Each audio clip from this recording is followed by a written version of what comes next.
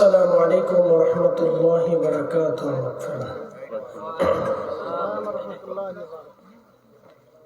সবাই কেমন আছেন?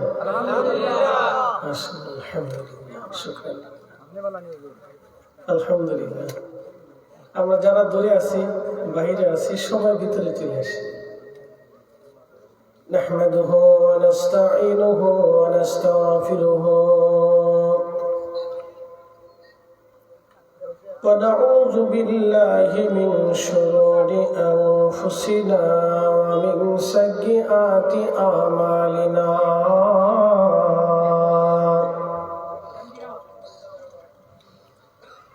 من يهده الله فلا مضل له ومن يضلله فلا هادي له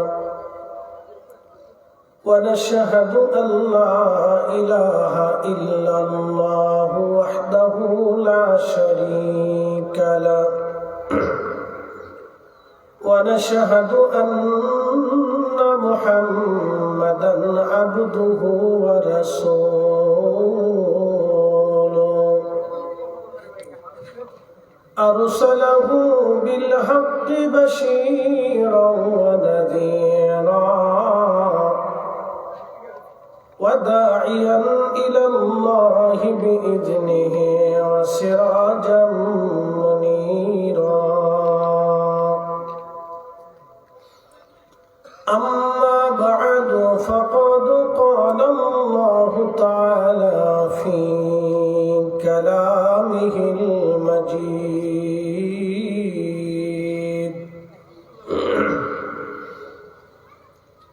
يوم يكون الناس كالفراش المبثوث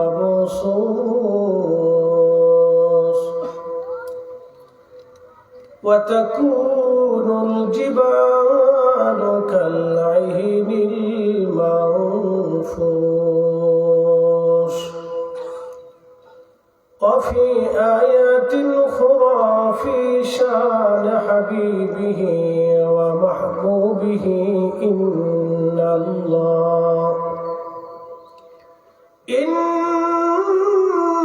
الله وملائكته يصلون على النبي يا أيها الذين آمنوا صلوا عليه وسلموا تسليما اللهم صل على سيدنا مولانا محمد وعلى آل سيدنا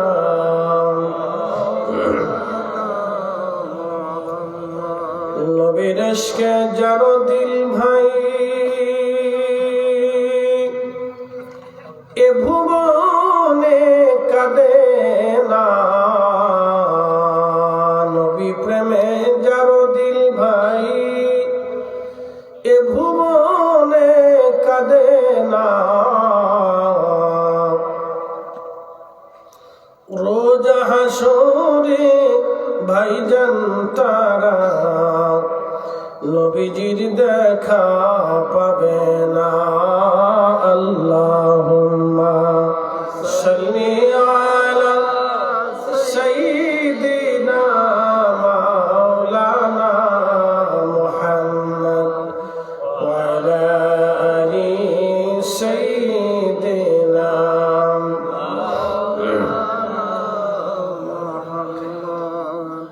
বাড়ি বাড়ি কররে মন এ বাড়ি ঘর তোমার না বাড়ি বাড়ি কররে মন এ বাড়ি ঘর তোমার না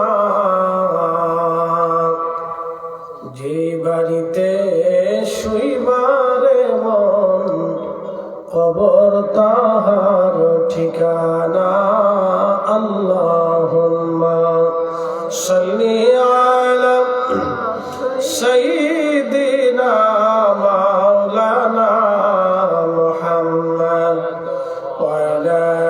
التجاني سيدنا مولانا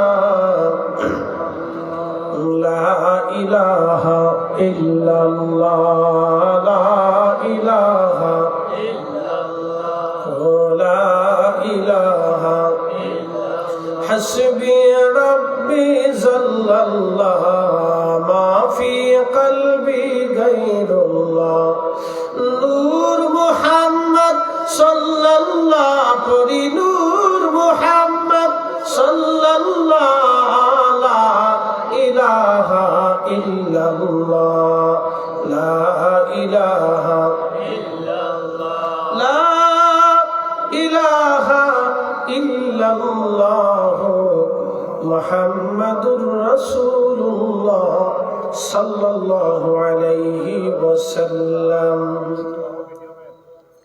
লতিফপুর গ্রামবাসীর উদ্যোগে দশম বার্ষিক ইসলামী সুন্নি মহাসম্মেলনের সম্মানিত সভাপতি বিশিষ্ট মুরব্বী জনাব হাজী মুখলিস মিয়া সাহেব, জনাব লোকমান খান সাহেব এবং জনাব মোহাম্মদ শরাফর আলী সাহেব সহ সকল সম্মানিত মুরব্বান ইকরাম, কলিজার টুকরো যুবক, উত্তর লতিফপুর যুব সমাজ, এই যুব সমাজের সকল সদস্যবৃন্দ, পর্দানিশীন আমার সম্মানিত মা বোনেরা,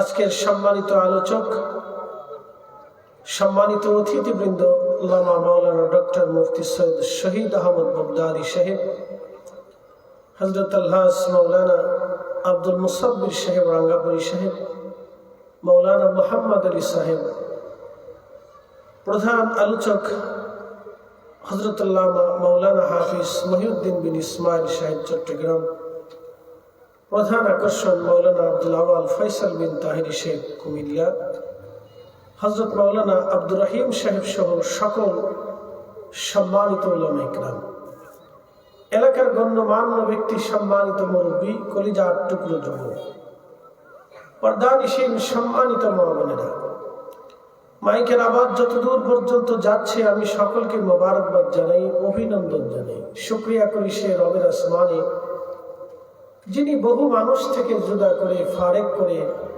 ঘর থেকে বের করে, বাড়ি থেকে বের করে মাগরিবের পরে আল্লাহর বেহেশতের বাগানের ভিতরে একটু আসার এবং বসার সুযোগ করে দিলেন, তৌফিক দান করলেন। সেই জন্য মনিবের আসমানে বুলন্দ আওয়াজে আমরা একসাথে শুকরিয়া আদায় করে বলি আলহামদুলিল্লাহ।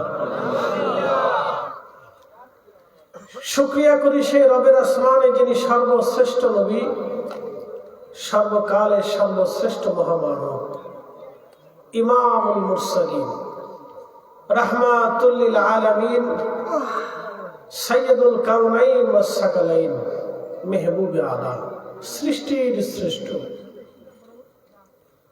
কঠিন হাসরের দিনের যিনি আমাদের সাথী, সাহেবে কোরআন, সাহেবে জান্নাত, হাসরের ময়দানের হাউজে কাউসারের যিনি সত্ত্বাধিকারী,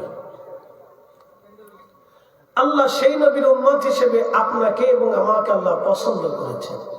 মনিবের আসমানে বুলন্দ আওয়াজে একসাথে শুকরিয়া আদায় করে আবারও বলি আলহামদুলিল্লাহ।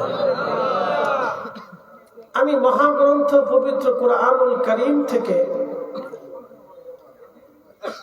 দুটি আয়াতে কারিমা আপনাদের সামনে উপস্থাপন করেছি। এই আয়াতের নিরিখে আপনাদের সামনে কিছু কথা বলার চেষ্টা করব। প্রিয় উপস্থিতি, যে সুন্দর পৃথিবী আপনারা দেখছেন, এই সুন্দর পৃথিবীটা একসময় থাকবে না, এটা ধ্বংস হয়ে যাবে। এই পৃথিবীটাকে আল্লাহ মানুষের জন্য উপযোগী করে তৈরি করেছেন। পৃথিবী ছাড়া বাকি গ্রহ উপগ্রহগুলি মানুষের জন্য উপযোগী না। এই পৃথিবীর একই ছাদের নিচে, একই সূর্যের নিচে কোথাও প্রচন্ড গরম হয়, কোথাও প্রচন্ড শীত হয়, কোথাও গরমও নাই, শীতও নাই। একই পৃথিবী, আমাদের এখানে যখন শীত পড়ে তখন অন্য কোথাও শীত নাই, একেবারে বসন্তের মতো। একই পৃথিবীর নিচে আমরা এখন শীতের মধ্যে আছি, আবার অন্য কোথাও শীত নাই।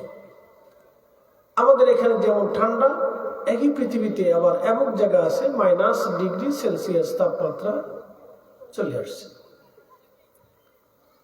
সেখানকার পানি পর্যন্ত ঠান্ডায় জমে বরফ হয়ে গেছে।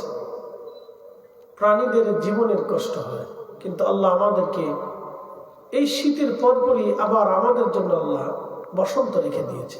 একটু বুঝেন যে হঠাৎ করে কিন্তু শীত দেন নাই। যদি হঠাৎ শীত দিত তাহলে মানুষ রোগাক্রান্ত হতো। শীত কিন্তু ধীরে ধীরে ধীরে ধীরে আসতেছে। আবার যাওয়ার সময় শীত ধীরে ধীরে ধীরে ধীরে চলে যাবে। হঠাৎ কিন্তু গরম দেন না, ধীরে ধীরে আসে, ধীরে ধীরে চলে যায়। বর্ষাকালটাও একই রকম, এটা হঠাৎ আসে না, ধীরে ধীরে আসে, আবার ধীরে ধীরে চলে যায়। বলেন এগুলি কি আমাদের কোনো নিয়ন্ত্রণের ভিতরে আছে? নাই। যিনি নিয়ন্ত্রণ করেন, একচ্ছত্র পুত্র যিনি অধিপতি, তিনি রব্বুল আলামিন। ভূমিকম্প দিয়ে আল্লাহ মাঝে মধ্যে আমাদেরকে লাড়া দিয়ে স্মরণ করায় দেয় যে তোমরা কিন্তু জমিনের মালিক না, জমিনের মালিক কিন্তু আমি আল্লাহ। একসাথে বলবেন আল্লাহু আকবার। না হয় না, একটু জোরে বলবেন আল্লাহু আকবার। জমিনের মালিককে।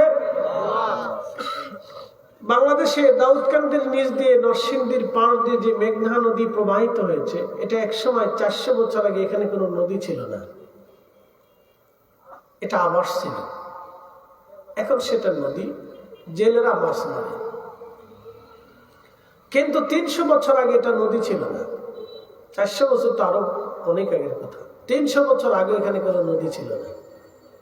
এই নদীটা ছিল বর্তমান কুমিল্লার লালমাই পাহাড়ের পাদদেশ দিয়ে, ক্যান্টনমেন্টের এখান দিয়ে এটা প্রবাহিত হতো। অথচ এখান দিয়ে চর পরে পরে পরে পরে আবাস হয়েছে, কিন্তু নদী চলে গেছে দাউদকান্দির ওই দিক দিয়ে। কারণটা কি? 1757 একটা ভূমিকম্প হয়েছিল প্রলয়ঙ্করী। এই ভূমিকম্পে নদীর গতি পর্যন্ত পরিবর্তন হয়ে যায়। সেন্ট মার্টিন দ্বীপ আদৌ বঙ্গোপসাগরের উপরে ছিল না, এটা সাগরের নিচে ছিল, যেটা নিয়ে বিশ্বমরলদের ভিতরে নীরব যুদ্ধ চলতেছে। আমাদের বাংলাদেশের ভিতরে তো হানাহানি, কাটাকাটি, মারামারি এগুলি নিয়ে চলতেছে। প্রিয় উপস্থিতি, সেই দ্বীপটা একসময় সাগরের নিচে ছিল, এটা উপরে ছিল না। 1700 সালের দিকে একটা ভূমিকম্পে এটা 3 ফিট সাগর থেকে উপরে উঠে গেল। যিনি সাগরের ভিতর থেকে দ্বীপকে সাগরের উপরে তুলে দিতে পারেন, তিনি আবার এই দ্বীপকে সাগরের নিচেও ডুবিয়ে দিতে পারেন। প্রিয় উপস্থিতি, এগুলি সব রব্বুল আলামিনের সৃষ্টির পরিক্রমা। আপনি যেখানে আজ বসে আছেন, হয়তো একদিন এই ঠিকানটা অনেক বড় জঙ্গল হয়ে যেতে পারে, অথবা শহরও হতে পারে, অথবা মরুভূমি হয়ে যেতে পারে, অথবা অনেক বড় হাওর বিল হয়ে যেতে পারে। আমাদের হাতে নেই।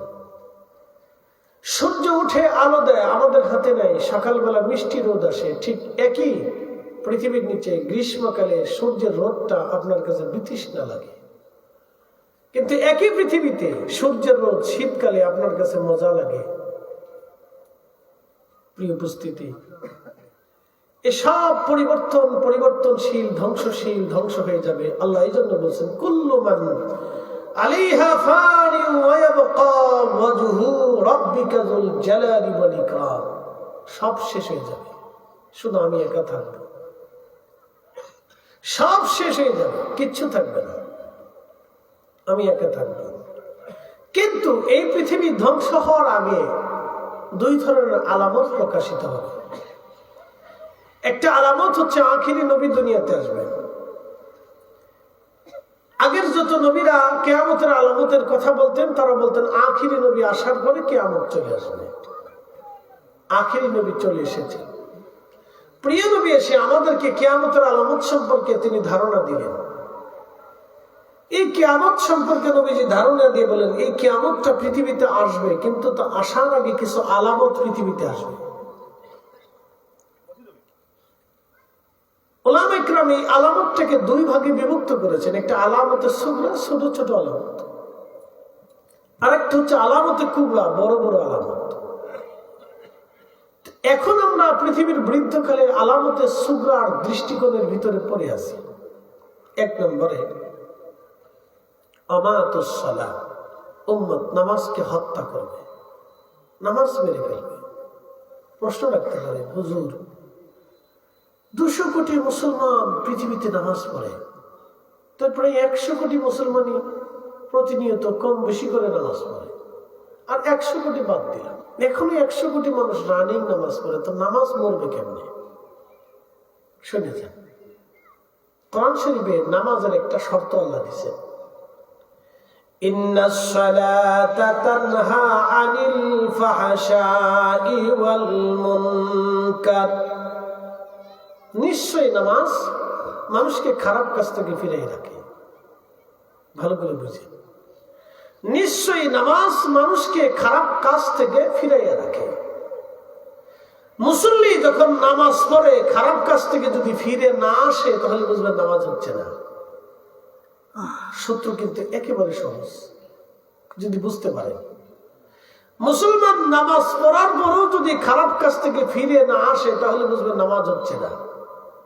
আমাদের দেশের বহু নামাজি নামাজ পড়ার পরেও ঘুষ ছাড়ে না, ঘুষ খায় নামাজ পড়ে, নামাজ পড়ে যায় ঘুষ খায়, নামাজ পড়ে এসে মিথ্যা বলে, মিথ্যা বলে যায় নামাজ পড়ে।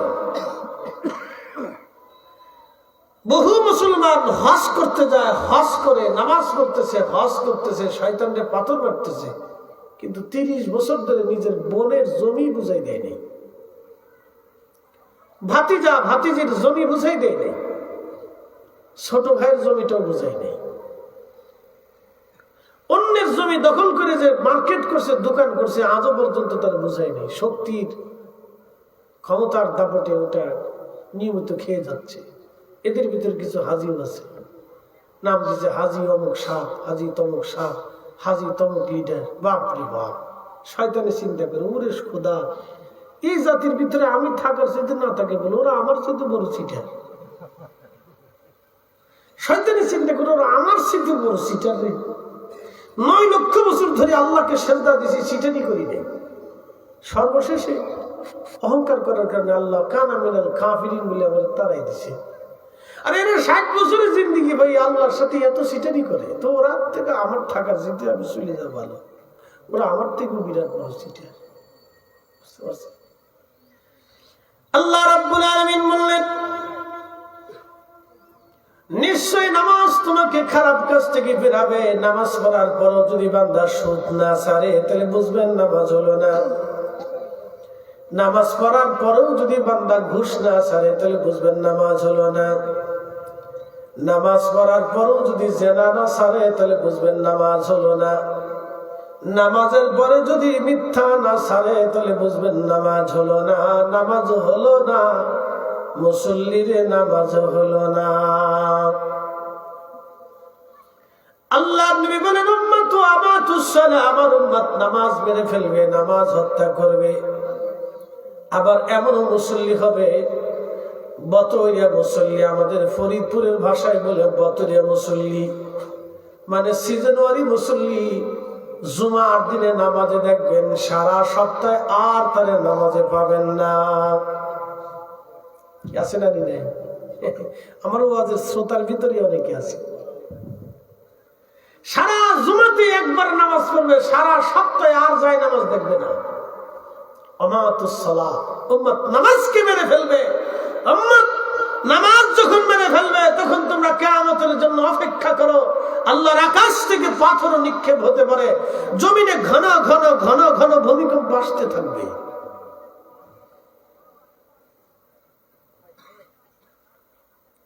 কত তারিখে যেইভাবে লারা দিছিল, ওই লারাটাই 1 মিনিট থাকলে পরে বাংলাদেশের বহু বিল্ডিং ভেঙে পড়ত।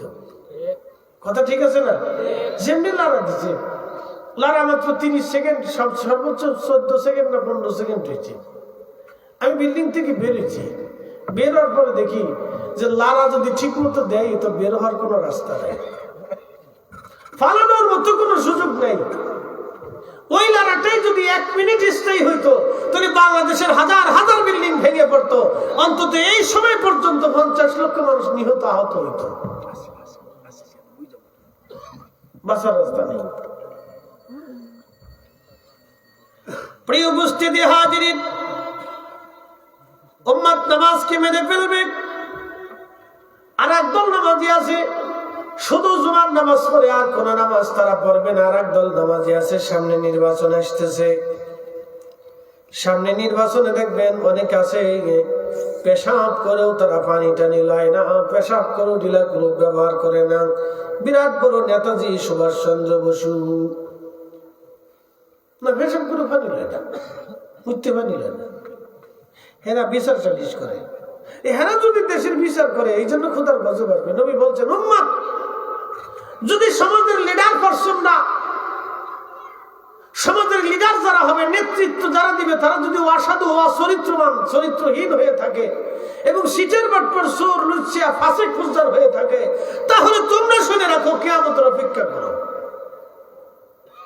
আমি বলিনি তো, 1450 বছর আগে আল্লাহ রাসূল বলেছেন, সমাজের নেতৃস্থানীয়তে যারা থাকবে, সমাজের লিডার পারসন যারা থাকবে, তাদের সৎ হইতে হবে, নির্ভেজাল থাকতে হবে। তারা আমানত রক্ষা করবে, তারা ইনসাফ করবে, তারা ন্যায় বিচার করবে। তাদের কাছে তার সন্তানও যেমন সমান, অপরজনের সন্তানও তার কাছে একই রকম সমান থাকতে হবে। কিন্তু বড় আফসোস, আমরা হতভাগা জাতি, 18 কোটি মুসলমানের দেশে আজ পর্যন্ত 68,000 গ্রামে 64,000 গ্রামে আজও পর্যন্ত ন্যায় বিচার হয় না। মুখ দেখে, চোখ দেখে, দল দেখে, মত দেখে বিচার করে ফেলে, কিছু পয়সা করে দিলে ওইটা ট্যাগ ভাগ হয়ে যায়, আজও পর্যন্ত হয় না। এই জন্য ভূমিকম্প মাঝে মধ্যে লাগা দেয়। শুধু কি ভূমিকম্প আসবে না, আরো গজব আছে। বলে হুজুর কি গজব আসবে? ডায়াবেটিস চাপাই দিচ্ছে, ডায়াবেটিস।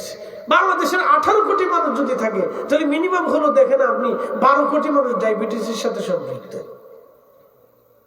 3.5 কোটি মানুষ এদেশে কিডনি রোগের সাথে সম্পৃক্ত, ভয়াবহ একটা রোগ কিডনি রোগ। 3.5 কোটি যদি কিডনি রোগ হয়, তাহলে 12 কোটি আছে ডায়াবেটিসের সাথে সম্পৃক্ত, আরো 12 কোটি ধরেন প্রেশারের সাথে সম্পৃক্ত। তাহলে বাংলাদেশের 18 কোটি মানুষের ভিতরে 17.5 কোটি মানুষ অসুস্থ, রোগের সাথে সম্পৃক্ত।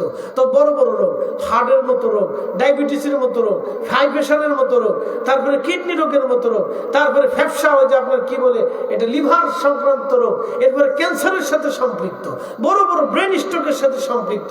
মিনিমাম 18 কোটি মানুষের 17.5 কোটি মানুষ অসুস্থ আছে। আর 2000 সালের পর থেকে এই পর্যন্ত যত নারী বাচ্চা জন্ম দিছে, তত নারীর 100% নারীর ভিতরে 90% নারী সিজার করা, তার মানে রোগের সাথে সম্পৃক্ত। আপনি মানে বুঝে নেন, আপনি খোদার গজব কি করে আছে। খালি ভূমিকম্প দিয়ে গজব দিচ্ছে না, আল্লাহ বাবু গজব দিচ্ছে। বলে কারণ কি? আমি কারণগুলি বলতেছি, আপনারা মিলে মিলে নেন যে কি লেগে আল্লাহ গজব দিচ্ছে, কিসের জন্য দিচ্ছে। সারা পৃথিবী মানুষ ডায়াবেটিসের সাথে সম্পৃক্ত, লক্ষ লক্ষ কোটি কোটি মানুষ ডায়াবেটিস, হার্ট, প্রেশার, বড় বড় জটিল জটিল ক্যান্সার রোগের সাথে সম্পৃক্ত। কেন? সারা পৃথিবীতে ইনসাফ নাই, সারা পৃথিবীতে ইনসাফ নাই, সারা পৃথিবীতে ইনসাফ নেই। যদি ইনসাফ থাকতো, তাহলে আমাদের চোখের সামনে ফিলিস্তিনের মতো 1.5 লক্ষ নিরপরাধ মানুষের জীবন চলে যেত না। কথা কন না কেন? যদি পৃথিবীতে ইনসাফ থাকতো, তাহলে আমাদের চোখের সামনে 1.5 লক্ষ রোহিঙ্গাদেরকে আগুনে পুড়িয়ে চিবি নির্মম ভাবে তাদেরকে হত্যা করা হয়েছে। পৃথিবীর কোন মানুষ তাদের বিচার আজও পর্যন্ত করে নাই।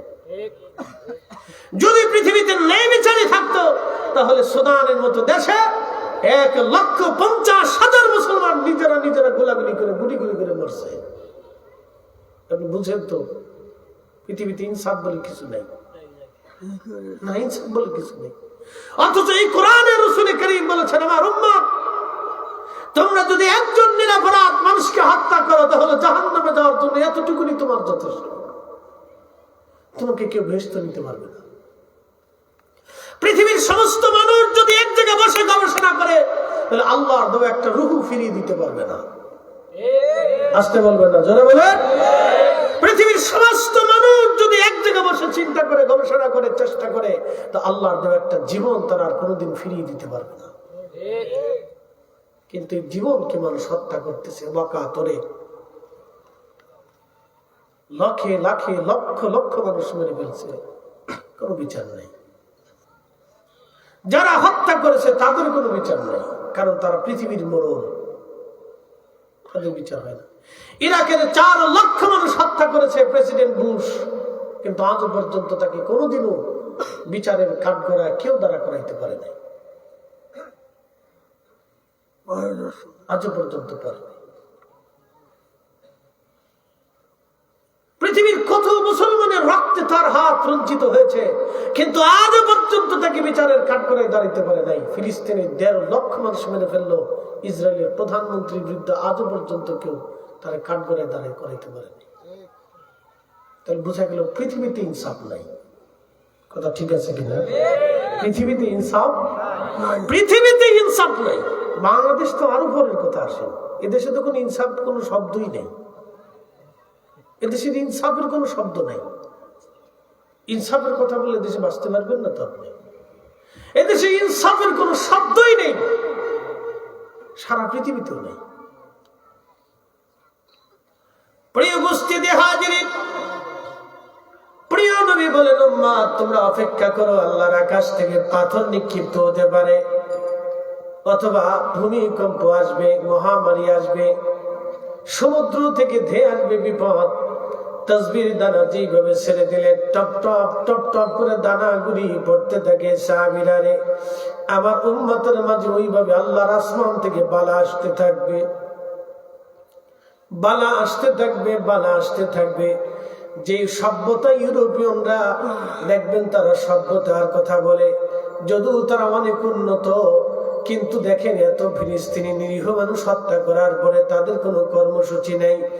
আজও পর্যন্ত তারা মিলে কাউকে তারা আজকে কাঠগড়ায় দাঁড়া করাইতে পারে নাই। এই উপস্থিতি আল্লাহ রাব্বুল আলামিন তাদের উপর গজব চাপিয়ে দিলেন। হুজুর কি গজব দিলেন? করোনা মহামারী থেকে ইউরোপে লক্ষ লক্ষ মানুষের জীবন আল্লাহ কেড়ে নিয়ে গেলেন, লক্ষ লক্ষ পরিবারের চোখের পানি আল্লাহ ধরিয়ে দেখাইলেন, দেখো আপনজনের বিদায়টা তোমাদের কেমন লাগে। অথচ আমার এই ফিলিস্তিনের নিরীহ মানুষদেরকে তোমরা 75 বছর ধরে হত্যা করেছ, 75 বছর ধরে তিলে তিলে তাদের ঘর থেকে তোমরা তাড়িয়ে দিয়েছ, 75 বছর ধরে তিলে তিলে তোমরা তাদেরকে মা থেকে সন্তানকে হত্যা করেছ, হাজার হাজার নারীদের ইজ্জত সম্মানকে তোমরা হরণ করেছ, বছরের পর বছর ধরে ধরে বন্দী রেখে রেখে তোমরা তাদেরকে ধর্ষণ করেছ। আপনি কল্পনা করতে পারবেন কত বড় জুলুম তাদের সাথে করা হয়েছে, কত বড় জুলুম তাদের সাথে অন্যায় করা হয়েছে। আপনি আমাদের পার্শ্ববর্তী রোহিঙ্গাদের সাথে নির্মম ভাবে তিলে তিলে হায়না পশুদের মতো, কুকুর বিড়াল পর্যন্ত যাহা কল্পনা করে না মানুষ, তার থেকে বেশি নিকৃষ্ট কাজ করে মানুষ জাতি। 10 জন 20 জন করে মিলে একজন নারীকে ধর্ষণ করা কতটা অমানবিক এবং কতটা নিষ্ঠুর আপনি ভাবলে গা শিহরে ওঠার কথা, রক্তহীন হয়ে আসার কথা। আল্লাহর আকাশ থেকে তো পাথর এসে পড়ার কথা ছিল, কিন্তু আল্লাহ ফেলার নাই একটা মাত্র কারণ। আল্লাহ রাসূল সিজদায় পড়ে জাবাল আবু সিনা পাহাড়ের ভিতরে 3 দিন সিজদার মধ্যে ছিলেন নবী।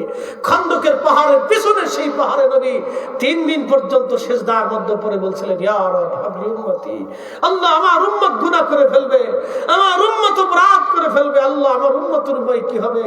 রব বললেন কি চান? বলে আল্লাহ আপনি মেহেরবানি করে আমার উম্মতকে কওমে লূতের মতো ধ্বংস করে দিবেন না, কওমে নূহের মতো ধ্বংস করে দিবেন না, কওমে সামুদের মতো ধ্বংস করে দিবেন না, সালেহ আলাইহিস সালামের উম্মতের মতো ধ্বংস করবেন না।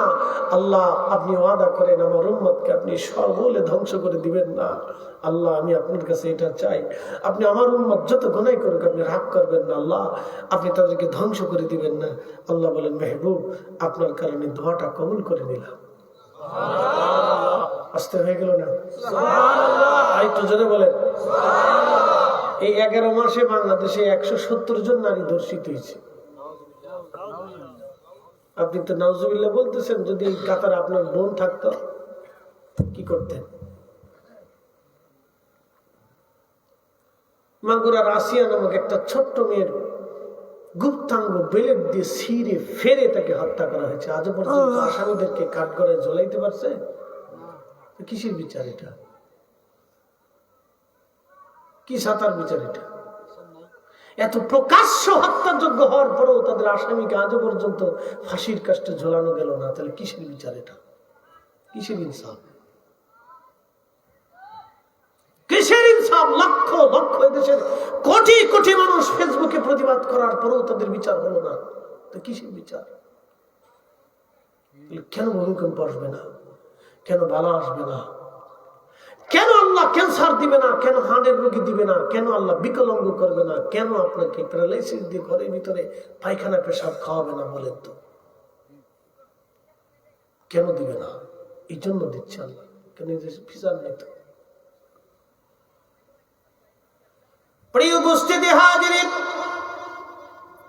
আমার কথাগুলি শুনতে কষ্ট হবে অথবা শক্ত হবে, তিতা লাগতেও পারে, কিচ্ছু করার নাই। রাসূল যেভাবে বলেছেন আমি আপনাদেরকে সেইভাবে শোনাচ্ছি। আসিয়া শুধু না, কত আসিয়ার জীবন চলে গেল। আজকে উসমান হাদির জন্য অনেকেই ব্যথিত হয়েছেন, কিন্তু নির্মম ভাবে আমাদের মাওলানা রইসুদ্দিনকে প্রকাশ্যে পিটিয়ে মারা হলো। সন্তানের সামনে তাকে মারা হলো, তার মায়ের সামনে তাকে মারা হয়েছিল। আজও পর্যন্ত তার বিচার হয় নাই, ফয়সালা হয় নাই। আপনি ভাবেন তো, মার সামনে সন্তানকে নির্মম ভাবে পিটিয়ে মারা হয়েছে। মিছিল করেছি ঢাকাতে, আজও পর্যন্ত তার ফয়সালা হয়নি। একটা আসামিকেও অ্যারেস্ট করে নেই পুলিশ। বলেন আপনারা কোথায় আছি আমরা? প্রিয় উপস্থিতি হাজিরিন, এইভাবে যদি চলতে থাকে তাহলে আগামীর দিনগুলি আমাদের জন্য অনেক কঠিন হবে, অনেক ভয়াবহ হবে, অনেক কঠিন হবে, অনেক ভয়াবহ হবে। প্রিয় ভাই আমার, নবী আল্লাহ বলেন, ইন্নাল্লাহা ইয়া'মুরু বিল আদলি ওয়াল ইহসান। বান্দারে আমি নির্দেশ দিলাম তোমরা দুনিয়াতে ন্যায় করবা, অন্যায় করবা না। ন্যায় করবা, ইহসান করবা, তোমরা দয়া করবা, ন্যায় করবা, অন্যায় করবা না। আমি হুকুম দিলাম তোমরা দুনিয়াতে ন্যায় প্রতিষ্ঠিত করবা, ইনসাফ তোমরা প্রতিষ্ঠিত করবা, ইনসাফ প্রতিষ্ঠিত করবা, ইনসাফ প্রতিষ্ঠিত করবা। আল্লাহ হুকুম দিলেন তোমরা ইনসাফ প্রতিষ্ঠিত করবা। বাংলাদেশে লক্ষ লক্ষ লক্ষ লক্ষ গরিব মানুষ আছে, আহা টাকার অভাবে তাদের চিকিৎসা হয় না, টাকার অভাবে কত মা ওষুধ কিনে খেতে পারে না, টাকার অভাবে কত বাবা ওষুধ কিনতে পারে না, ভালো অপারেশন হয় না, ভালো চিকিৎসা তার হয় না, দুঃখে দুঃখে টাকার অভাবে মারা যায়। বহু বহু গরিব মানুষ আছে দুঃখে দুঃখে মারা যায়। প্রশ্ন রাখবেন হুজুর, তাহলে কি করণীয়? আমাদের করণীয় হলো কি? এই গরিব মানুষের চিকিৎসা রাষ্ট্র দিবে, রাষ্ট্রযন্ত্র দিবে। ভালো করে শুনে যাবেন ভাই আমার, ভালো করে বুঝে যাবেন আমার কথাগুলি ভাই, ভালো করে শোনেন। ধনীদের চিকিৎসা বড় ভালো ভালো ভালো হসপিটালে হয়। আমার টাকা আছে, আমার সন্তানের জন্য সুন্দর চিকিৎসা আমি করাইলাম, আমার বিবির জন্য সুন্দর চিকিৎসা আমি করাইলাম, কিন্তু আমার পেটের ব্যথা যেমন গরিবের পেটের ব্যথা একই রকম, ধনীর মাথা ব্যথা যেমন গরিবের মাথা ব্যথা একই রকম, ধনীর প্যারালাইসিস যেমন গরিবের প্যারালাইসিস একই রকম, ধনীর আপনার অপারেশন যেমন গরিবের অপারেশন একই রকম। তাহলে ধনীর যদি উন্নত চিকিৎসা হয় তাহলে গরিবের কেন চিকিৎসা হবে না? প্রশ্ন রাখবেন ফরিদে হুজুর, গরিবের চিকিৎসা কে দিবে? গরিবের চিকিৎসা রাষ্ট্র দিবে। রাষ্ট্রের দায়িত্ব ছিল গরিবের জন্য আলাদা হসপিটাল তৈরি করা। ওইখানে গরিব, হত দরিদ্র এবং মিসকিন, ভিখারি আর অভাবী, এতিম, দুস্থদের জন্য, বিধবাদের জন্য এবং বৃদ্ধ আর দরিদ্রদের জন্য আলাদা উন্নত চিকিৎসা করার কথা ছিল রাষ্ট্রের। কি কথা কর না কেন? আমাদের কাজ না, এটা রাষ্ট্রের দায়িত্ব ছিল, কারণ রাষ্ট্র আমাদের থেকে ট্যাক্স নেয়, টাকা নেয়। কি কথা কন না কেন? এই যে সিলেট থেকে লন্ডনেরা শত শত হাজার হাজার কোটি টাকা দেশে রেমিটেন্স পাঠায়, রাষ্ট্র পায় না? কি কথা কন না কেন? রাষ্ট্র ভাগ পায় না? তো রাষ্ট্র ভাগ পাইলে তাহলে রাষ্ট্র কি করেছে? কেন তাদের চিকিৎসা হবে না? কেন তাদের চিকিৎসা হবে না? কেন আমার দেশের শিশুরা রাস্তায় রাস্তায় ঘুরবে বলেন তো? কেন তারা মানুষের হাতে লাথি খাবে, গালি খাবে, ভিক্ষা করবে? একটা ছোট্ট বাচ্চার হাতে ভিক্ষার থালি কেন আসবে? কেন একটা ছোট্ট বাচ্চার হাতে, যখন তার হাতে কলম থাকার কথা ছিল, তখন সে দাঁড়ে দাঁড়ে ভিক্ষা করবে দুমুঠো ভাতের জন্য, খাবারের জন্য? কেন সে ভিক্ষা করবে? কারণ কি? এই জন্য আল্লাহ রাসূল বলছেন, তোমাদের জন্য গজব অপেক্ষা করবে যদি রাষ্ট্রযন্ত্রে রাষ্ট্রের দায়িত্বপ্রাপ্ত ব্যক্তিরা যদি রাষ্ট্রের সম্পদকে নিজেদের মতো ভাগ বাটোয়ারা করে শরীয়ত পানি ছিটানি করে খাও, তাহলে উম্মত তোমরা আল্লাহর আকাশ থেকে পাথর নিক্ষেপের অপেক্ষায় থাকো, ভূমিকম্পের অপেক্ষায় থাকো। বালা আসবে, তোমাদের জন্য বড় বড় রোগ আসবে, ডায়াবেটিস আসবে, ক্যান্সার আসবে, তোমাদের হাড়ে নষ্ট হবে, কিডনি পচে যাবে, তোমাদের কলিজা পচে যাবে, তোমাদের লিভার পচে যাবে, তোমাদের শরীরের ভিতরে আমি আল্লাহ ক্যান্সার ঢুকিয়ে দিব, মহামারী রোগ ঢুকিয়ে দিব, তোমাদের চোখের সামনে তোমাদের আপনজনেরা ধুকে ধুকে ধুকে ধুকে মরবে। কোনো ওষুধ থাকবে না, চিকিৎসা হবে, ডাক্তার বড় বড় রোগী দেখবে, কিন্তু কোনো ফয়সালা হবে না। এগুলি আল্লাহর গজব, আল্লাহর গজব। প্রিয় উপস্থিতি হাজিরিন, এগুলি আল্লাহর গজব, এইগুলি আল্লাহর গজব, এইগুলি আল্লাহর গজব। নবী বললেন, ওয়াদাউল আমানা, আমানত নষ্ট হয়ে যাবে, আমানত নষ্ট হবে, আমানত বলে কিছু থাকবে না, কেউ কাউকে বিশ্বাস করতে চাবে না। আজকে সন্তান মাকে বিশ্বাস করে না, মা সন্তানকে বিশ্বাস করতে পারে না, বাবা সন্তানকে বিশ্বাস করতে পারে না, সন্তান বাবাকে বিশ্বাস করতে পারে না। আমানত মরে গেছে যদি বুঝতে চান, 2-4-5 লক্ষ টাকা স্টাম্প ছাড়া, কাগজ কলম ছাড়া হাওলাত দিয়ে দেখেন, আমানত মরে গেছে। কষ্ট হচ্ছে আপনাদের? কিসের জন্য গজব আসবে এটা আমি আপনাদেরকে বুঝাচ্ছি। আমি আমার ব্যক্তিগত মত থেকে বলিনি, আল্লাহ রাসূল যেভাবে বলছেন আমি সেটা আপনাদেরকে ব্যাখ্যা করে শোনাচ্ছি। এখন যদি কারো গার উপরে যায় পড়ে, তাহলে ওটা আমার দোষ না। কি কথা ঠিক আছে কিনা? এটা যদি কারো শরীরের উপর যে পড়ে যায়, তাহলে বাপ, এটা আমার দোষ দিয়ে না। আল্লাহ রাসূল 1450 বছর আগে বলছিলেন, সেটাই আমি বলছি।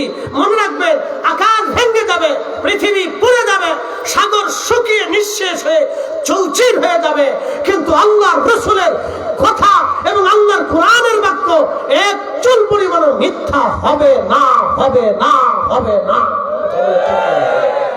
চুল পরিমাণ মিথ্যা হবে না, ডান বাম হবে না। আল্লাহর কালামের পরিবর্তন হবে না। আল্লাহ যাহা বলেছেন রাসূলকে, রাসূলের কালামের কোনো পরিবর্তন হবে না, কোনো পরিবর্তন নেই। যেটা বলছে ওটাই। এখন দায়িত্ব কাদের? আমাদের ভালো ঠিক, আমরা ভালো হইলি সব ঠিক।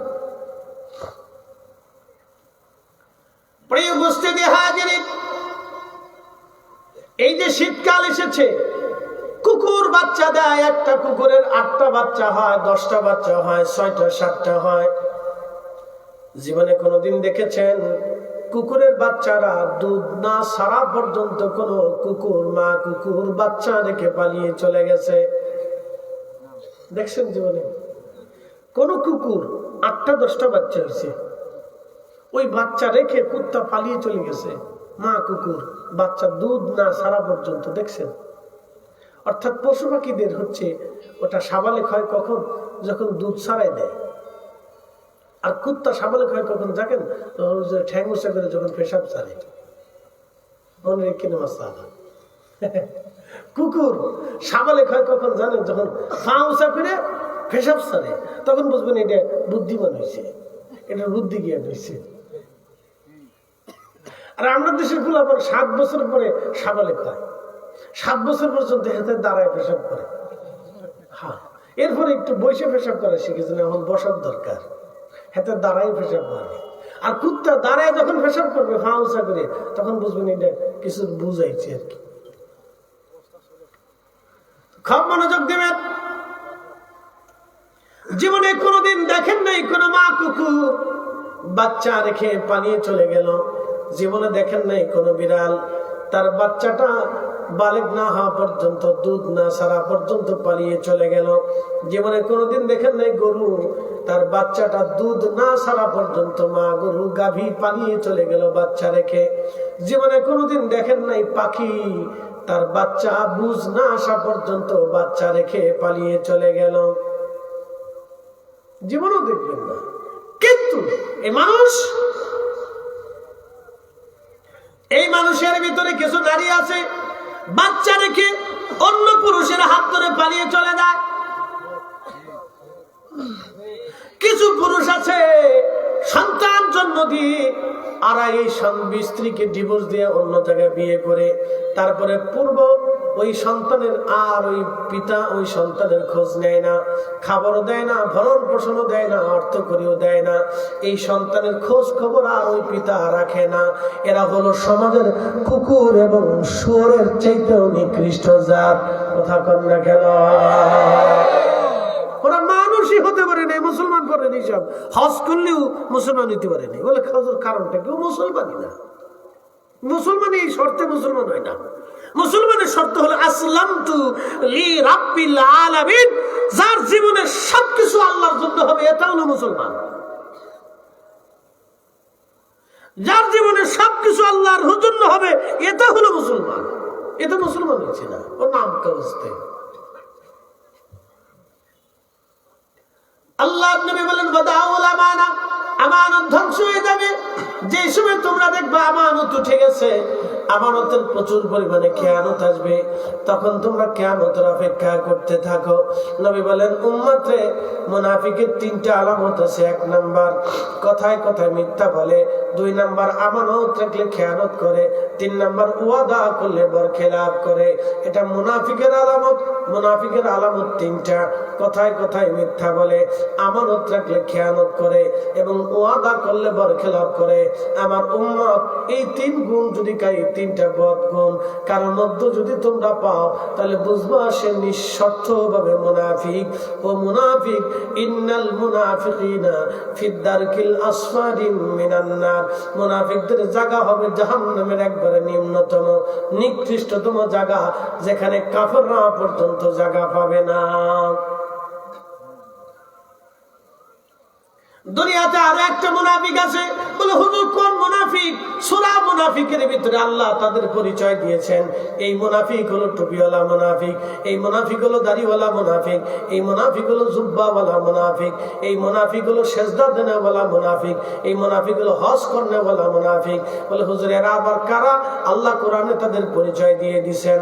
ওয়ালিল্লাহিল ইজ্জাতু ওয়ালিরাসূলিহি ওয়ালিল মুমিনিনা ওয়ালাকিন্নাল মুনাফিকিনা লা ইয়ালামুন।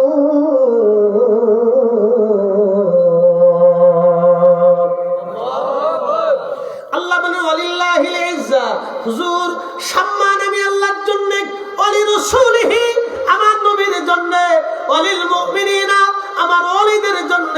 হাবিব, যারা মুনাফিক তারা আমি আল্লাহর ইজ্জত বুঝে না, যারা মুনাফিক আপনি নবীর শান তারা বুঝে না। আমাদের দেশে একদল আছে বুকে হাত বেঁধে নামাজ পড়ে 8 টাকার তারাবি বানাইলো। ওদের বিশ্বাস নবীজির আব্বা আম্মা কাফের, নবীর আব্বা আম্মা জাহান্নামী। যারা রাসূলের আব্বা আম্মাকে জাহান্নামী বলে, আমরা তাদেরকে মুসলমান মনে না করে আমরা কোরআনের ভাষায় তাদেরকে মুনাফিক মনে করি। এই কথা বলেন না কেন? ঠিক আছে না? টুপিওয়ালা মুনাফিক, জুব্বাওয়ালা মুনাফিক। আসতে বলেন না, জোরে বলেন। আমার ভাষায় না, আল্লাহর কোরআনের ভাষায় বলতেছি। আমার ভাষায় না, আল্লাহর কোরআনের ভাষায় বলতেছি। টুপিওয়ালা মুনাফিক।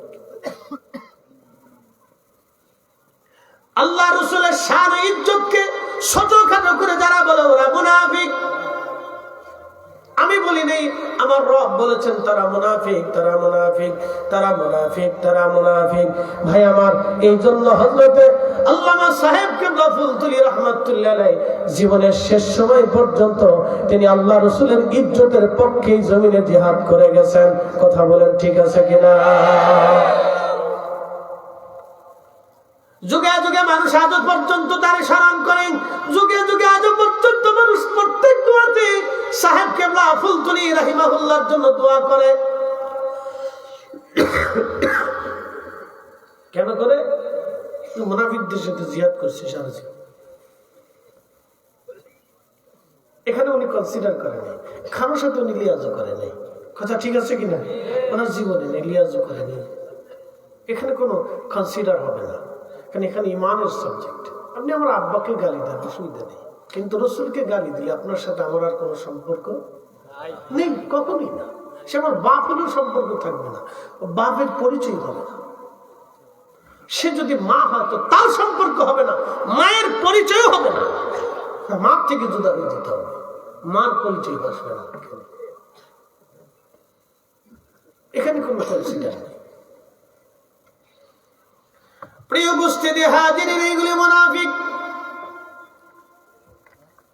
মুনাফিকের নিদর্শন বলে আপনাদেরকে শোনাইলাম। এবার বুঝে চলাটা আপনাদের জন্য অত্যন্ত জরুরি ভাই আমার। এই জন্য ইমানদারের সাথে চলাফেরা, উঠা বসা দরকার, মুনাফিক থেকে দূরে থাকা দরকার। আল্লাহ আমাদেরকে মুনাফিক চেনার তৌফিক দান করুন। আওয়াজ তুলে ধরে বলেন আমিন। প্রিয় উপস্থিতি, ভালো করে শুনে যাবেন। লতিফপুরবাসী কিয়ামতের আলামত বলতে বলতে আমি আপনাদের সামনে নিয়ে চলে আসলাম। আর একটা আলামতের কথা নবী বলে গেলেন, উম্মতে নতুন নতুন ওলামারা, পূর্ববর্তী ওলামা আমাদেরকে নির্বোধ মনে করবে, বোকা মনে করবে, গালি দিবে। নতুন নতুন ওলামারা, পূর্ববর্তী ওলামা আমাদেরকে নির্বোধ মনে করবে, গালি দিবে, তাদের ভুল ধরবে, তাদেরকে বোকা মনে করবে।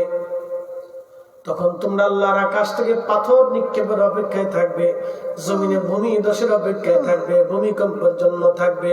আল্লাহর আকাশ থেকে গজব টপ টপ টপ টপ করে একটার পর একটা, একটার পর একটা পড়তে থাকবে। আমার উম্মত, তোমরা ওই সময় কঠিন মুসিবতের জন্য অপেক্ষা করতে থাকো। আমার উম্মত, বিপদ আসতে থাকবে, বিপদ আসতে থাকবে, একটার পর একটা আসতে থাকবে, একটার পর একটা বিপদ আসতে থাকবে, একটার পর একটা বিপদ আসতে থাকবে। যখন নতুন নতুন উলামারা, পূর্ববর্তী উলামা আমাদেরকে নির্বোধ এবং বোকা মনে করবে, সেই সময়টা এখন দৃশ্যমান, প্রকাশ্যমান। নতুন নতুন কিছু কিছু আলেমরা আসছে, পূর্ববর্তী আলেমদেরকে তারা বোকা মনে করে এবং তারা মনে করে তারা কিছু জানতো না, তারা কিছু বুঝতো না, তারা এই মাসালা সম্পর্কে অজ্ঞ ছিল, বিজ্ঞ ছিল না, তাদের কাছে হাদিস পৌঁছায় নাই। আমাদের বাংলাদেশে এক কানা মৌলবী তো বলেই ফেললো, ইমাম আবু হানিফা রাহমাতুল্লাহ আলাইহির কাছে অত হাদিস পৌঁছায় নাই যত হাদিস আমাদের কাছে পৌঁছাইছে। চিন্তা করতে পারছে কত বড় সিটার এটা। এটাতে দেখলে শয়তানের চিন্তা করে, বাপরে বাপ, ও তো আমার সাথে বড় সিটার। ইমামুল আজম আবু হানিফার কাছে বলে হাদিস পৌঁছায়নি। তিনি সরাসরি রসুলের সাহাবীদের দর্শে বসেছে, তার কাছে বলে হাদিস যায় নাই। তিনি সাহাবীদের ছাত্রদের কাছে দিন শিখেছেন, তিনার কাছে বলে হাদিস যায় নাই। চিন্তা করেন, এই কানার ঘরের কানাকা আমার কাছে যত হাদিস চাইছে তত হাদিস ইমাম আজম আবু হানিফার কাছে পৌঁছায়নি। শতান, কত বড় শতান আপনি চিন্তা করতে পারছেন? কত বড় শতান! যারা ইমাম মালিক রাহমাতুল্লাহ আলাইহি যার দর্শে বসেছেন, যারা একসাথে মদিনায় বসে হাদিসে রিসার্চ করেছেন, তাদের কাছে বলে হাদিস পৌঁছায় নাই। কল্পনা করতে পারবেন? সাহাবীদের ছাত্রদের কাছ থেকে যিনারা হাদিস শিখেছেন, সরাসরি খাদেম রাসূল হযরত আনাস থেকে যারা হাদিস শুনেছেন, হাদিস শিখেছেন, দ্বীন শিখেছেন, নামাজ পড়েছেন, ইসলাম শিখেছেন, ঈমান শিখেছেন, তারা বলে হাদিস পাই নাই। আর এখন বলে ওরা হাদিস পেয়ে গেছে। শয়তান কত বড় শয়তান! আল্লাহ রাসূল বলেন, তখন তোমরা কিয়ামতের অপেক্ষা করো, কারণ ভাববা দুনিয়া শেষ হয়ে গেছে। এখন যে সিচুয়েশনটা চলতেছে এটা শেষ পর্যায়ে। অনেকে বলে বাংলাদেশের মুসলমান খুব পারফেক্ট। আমি আগেও জানতাম যে বাঙালি মুসলমানরা খুব পারফেক্ট মুসলমান। অন্তত এই বাঙালিদের ভিতরে ভেজাল ছাড়া আর কিছু নাই, না কিচ্ছু নেই। এদের মুসলমান কি মুসলমান আমি নিজেও জানি না, ভেজাল ছাড়া কিচ্ছু নেই। এরা টাকার জন্য খাবারের ভিতরে বিষ মিশে, পেঁপের ভিতরে বিষ মিশে, কমলা লেবুর ভিতরে বিষ মিশে, আপেলের ভিতরে বিষ মিশে, তারপরে আপনার ডাবের ভিতরে ইঞ্জেকশন দিয়ে পানি মজা করার জন্য ইঞ্জেকশন মাইরে তারপরে ডাবের মজা করায়। এরপরে তরমুজের ভিতরে ইঞ্জেকশন মেরে দিয়ে তারপরে তরমুজ পাকায়। কলারে সুন্দর করে মেডিসিন দিয়ে তারপরে থুয়ে এরপরে কলা পাকাচ্ছে, খাওয়াচ্ছে বাঙালিদেরকে। খাতরা যারা এগুলি দেখবে তারাও চুপচাপ, কারণ তাদের পকেটের ভিতরে পয়সা করে ঢুকে। চিন্তা করলে মরে মরুকে, আমার চিন্তা করে লাভ কি? হ্যাঁ, ও চিন্তা করতেছে মরে মরুক, আমার চিন্তা করে লাগবে। কিন্তু জানেন না ওর উপর আল্লাহ গজব চাপাবে, ওর ছেলে না ওর মেয়ে আল্লাহ ক্যান্সার দিয়ে দিবে। দেখবেন আপনি খুঁজে খুঁজে দেখেন, দেখবেন যে সিঙ্গাপুরে চিকিৎসা করায়, নইলে পরে আপনার আমেরিকা নিয়ে চলে যায়, নইলে ভারতে চিকিৎসা করায়, নইলে একটা কানা হয়ে রয়েছে, একটা বুবা হয়ে রয়েছে, এটা অ্যাবনর্মাল হয়ে রয়েছে, ঘরের ভিতরে যাবেন একটা পাগল হয়ে রয়েছে। হ্যাঁ, খুঁজে দেখেন, আপনি যা খুঁজে দেখেন, তালাশ করে দেখেন। নাহলে বউ পাগল হয়ে গেছে, নাহলে বউ কথা শুনে না, অন্য বেটার লোকে ঘরে। হ্যাঁ, আমি ঠিক বললো ঠিক না ঠিক বললো ঠিক। আল্লাহর কসম করে বলি, মানুষের হাত যারা নষ্ট করবে, দরিদ্রদের হাত যারা নষ্ট করবে, এদেশে অন্ধ, ল্যাংড়া, কানা, বুবা, খোরা, বিধবা আর অসুস্থ, দিনমজুর, রিক্সাওয়ালা, ভ্যানওয়ালা, দিনমজুর, ঠেলা গাড়িওয়ালা আর এই সমস্ত গরিব অসহায় মিসকিন আর খেটে খাওয়া মানুষের হাত যারা নষ্ট করবে, আল্লাহর কসম করে বলি, দুনিয়া তো সুখ হবে না, খবরেও হবে না, হাসরেও হবে না।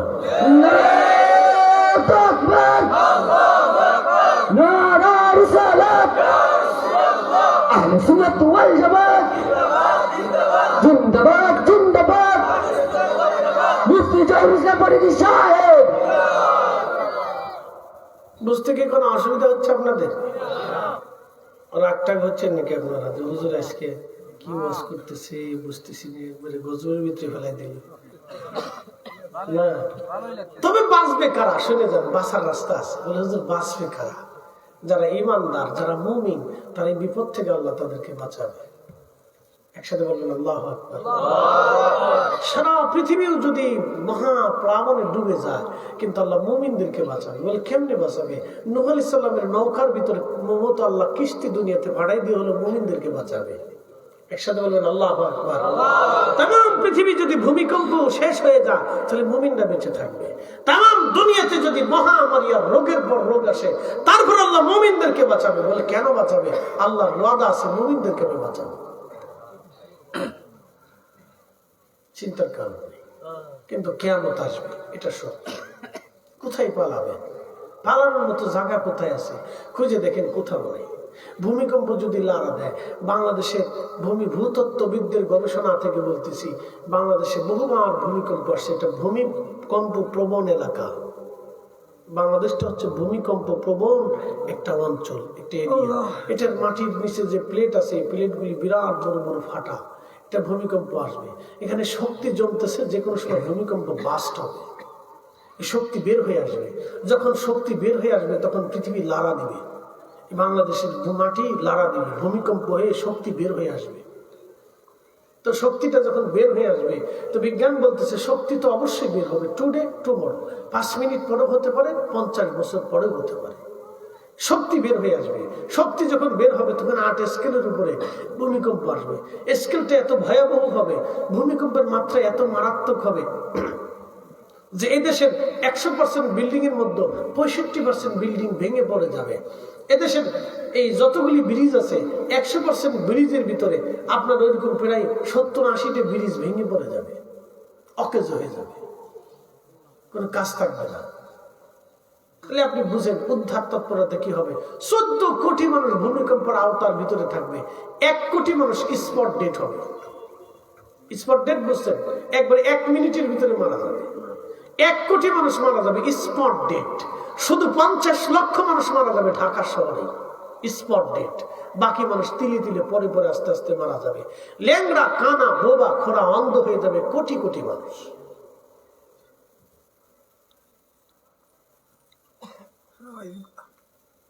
এটা ভূতত্ত্ববিদদের গবেষণা বলছে, টুডে টুমোর এটা আসবে, টুডে টুমোর এটা আসবে। তবে জাতি বেঁচে যেতে পারে যদি ইনসান প্রতিষ্ঠিত করে। যদি জাতি বেঁচে যাবে, যদি জাতির ভিতরে ন্যায় বিচার প্রতিষ্ঠিত হয়, সমবন্টন হয়, গরিব দুঃখী মেহনতি মানুষের ভিক্ষা করে খেতে না হয়, তার বাজারে যায় কষ্ট না করে, হঠাৎ হঠাৎ পেঁয়াজের দাম বাড়ে, হঠাৎ হঠাৎ করে আলুর দাম বাড়ে, হঠাৎ হঠাৎ করে তেলের দাম বাড়ে, হঠাৎ হঠাৎ করে ডিমের দাম বাড়ে। আচ্ছা বলেন তো, ডিমের দাম বাড়ে কে? মুরগায় কি হরতাল ডাক দিচ্ছে? ডিমের দাম কেন বাড়ে? ডিমের দাম যখন বাড়ে, তা আমি একসময় গেছি ময়মনসিংহ মাহফিল করতে, ভালুকা। তো ভদ্রলোকের বাট খাবার খাইতে নিছে, তো দেখি বিরাট বড় ডিমের আপনার মুরগির খামার। তা বললাম কি ব্যাপার ভাই, এত ডিম আপনার খামারে, তো দেশের ডিমের দাম বাড়লো কেন? আপনারা ডিমের দাম বাড়াই দিচ্ছেন? না হুজুর, আমরা বাড়াইনি, আমরা টাকা সে আগেরটাই দেয়। তাহলে বাড়ালো কারা?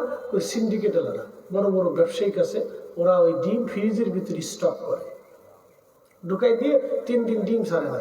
বাংলাদেশে কোনো ডিম নেই।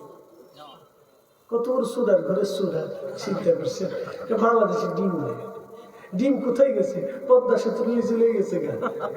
ডিম গেল কোথায়? এত লক্ষ ডিম কোথায় চলে গেছে? ওরা স্টক করে দিয়েছে। হঠাৎ করে বলে ডিম নাই, ডিম নাই, ডিম নাই, ডিমের দাম বাড়াই দিল প্রত্যেক হালিতে 10 টাকা করে বেশি। তাহলে এবার বুঝেন যে 10 টাকা করে বেশি যদি প্রত্যেক হালিতে যায়, তাহলে প্রত্যেক দিনে আর ডিমে চলে গেল 2.5 টাকা। তো ডিম প্রতি যদি 2.5 টাকা চলে যায়, তাহলে 1 কোটি ডিমও যদি ছাড়ে, তাহলে কত কোটি টাকা আসলে আপনি হিসাব করে ছাড়েন।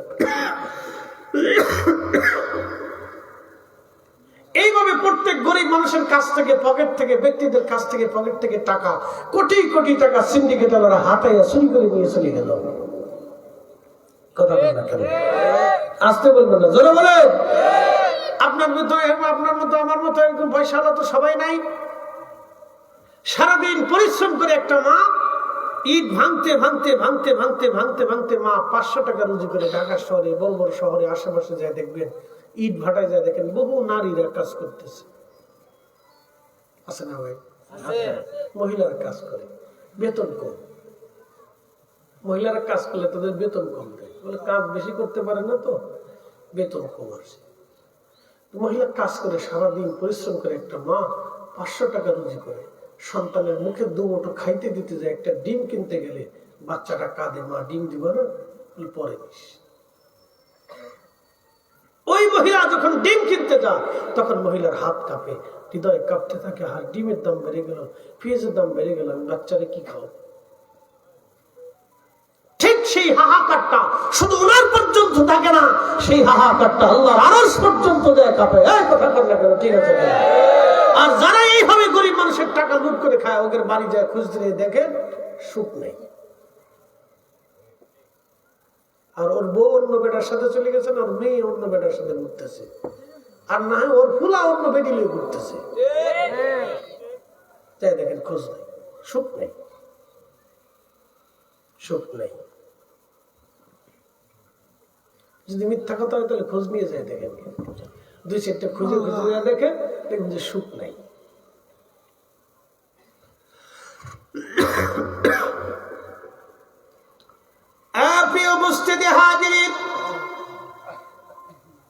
কথাগুলি কেন বললাম? প্রিয় নবীজি আমাদেরকে সতর্ক করে গেছেন কিয়ামতের আলামত নিয়ে। এই জন্য কিয়ামতের আলামত সম্পর্কে আমি আপনাদেরকে জানাচ্ছি। ভাই আমার, ভালো করে শুনে যাবেন। নবীজি বলেন, আমার উম্মতেরা, কিয়ামত তখন আসবে, তোমরা অপেক্ষা করো, যখন সন্তানরা পিতা মাতার অবাধ্য হবে। সন্তানরা পিতা মাতার অবাধ্য হবে। বাংলাদেশের দিকে যদি আপনি তাকান, তাহলে 100% সন্তানের ভিতরে 50% সন্তানরা পিতা মাতাকে মানে না। আপনি ঠিক বললেও ঠিক, না ঠিক বললেও ঠিক, আমি যেটা বললাম এটাও ঠিক। বলে হুজুর কেন ঠিক? আপনি খোঁজ নিয়ে দেখেন, এদেশের বহু বাবা মা সন্তানের নিপীড়নে মানুষের কাছে বলতে পারে না, বিচার দিতে পারে না। কারণ মুরব্বী কার কাছে বিচার দিবে? সন্তানের বিরুদ্ধে বাবা বিচার দিতে পারে না, বাবার কষ্ট হয়। কোন মা সন্তানের বিরুদ্ধে সালিশ ডাকতে পারে না, বলে মার কষ্ট হয়। ঘুরে ফিরে তো আমার কলিজার টুকরা সন্তান, আমি ওর বিরুদ্ধে কেমনে মামলা করব, কেমনে বিচার দিব? লক্ষ লক্ষ লক্ষ লক্ষ নারী, লক্ষ লক্ষ পুরুষ, বৃদ্ধ বাবা মা সন্তান কর্তৃক নির্যাতিত হয়, নিপীড়িত হয়। এইভাবে নীরব ভাবে যদি মানুষ নিপীড়িত হয়, তাহলে বুঝবেন আল্লাহর আকাশ থেকে গজব আসতে থাকবে। নবীজি বললেন, সন্তানরা পিতা মাতা থেকে দূরে চলে যাবে, বাবা মাকে পর মনে করবে, বন্ধু বান্ধবকে তারা আপন মনে করবে। ও আমার উম্মতরা, সেই দিন তোমরা আল্লাহর আকাশ থেকে গজবের অপেক্ষা করতে থাকো। একের পর এক গজব আসতে থাকবে, একের পর এক গজব আসতে থাকবে, একের পর এক গজব আসতে থাকবে। পিতা মাতারা বাধ্য হবে সন্তান, তখন তোমরা কিয়ামতের জন্য অপেক্ষা করো। আমার উম্মত, বড় কঠিন, বড় কঠিন। বাংলাদেশের পরিসংখ্যান শুধু না, সারা পৃথিবীতে যদি আপনি দেখেন, নতুন উদ্যমে বৃদ্ধাশ্রম তৈরি হচ্ছে। উন্নত বিশ্বের দিকে যদি আপনি তাকান, দেখবেন সন্তানরা বড় হয়ে যাওয়ার পরে যার যার মতো কাজ করে, বিয়ে শাদী করে তারা আলাদা হয়ে যায়। বৃদ্ধ বাবা মার আর খোঁজ খবর নেয় না, তারা হয়তো নিঃসঙ্গ জীবন কাটায়, নতুবা বৃদ্ধাশ্রমে তাদের জীবন কেটে যায়, নতুবা একা একা তাদের জীবন কেটে যায়।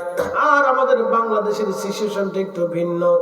বাবা মা বৃদ্ধ যদি হয়ে যায়, তাহলে সংসারে সন্তানের ঘরে কাটাইতে সুযোগ পায় বটে, কিন্তু বউয়ের যন্ত্রণায় জীবনটা অতিষ্ঠ হয়ে যায়।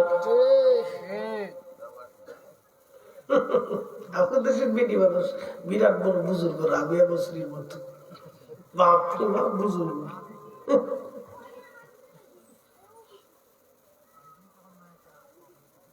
বিরাট বুজুর্গ বেটি।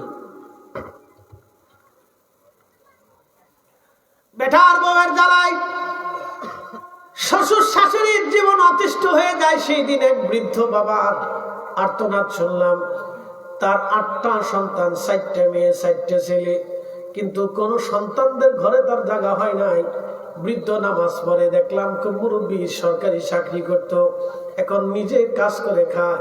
বললো, আমি বড় ছেলের বাসায় ছিলাম, একদিন বড় বৌমা আমার পকেটের মধ্যে বাজার করতে টাকা দেওয়ার পরে 10টা টাকা আমার পকেটে ফিরে আসছিল।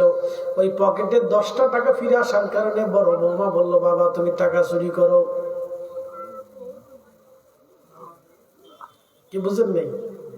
মুরব্বী বলতেছে, জীবনের শেষ সময় বৃদ্ধকালে সন্তানের টাকা চুরি করার অপমান আমি সহ্য করতে না পেরে চলে আসছি। বললাম যে না, নিজে প্রয়োজন মধ্যে ভিক্ষা করে খাবো, তো এই সংসারে বাচ্চার সন্তানের সংসারে অশান্তি করে আমার লাভ নেই।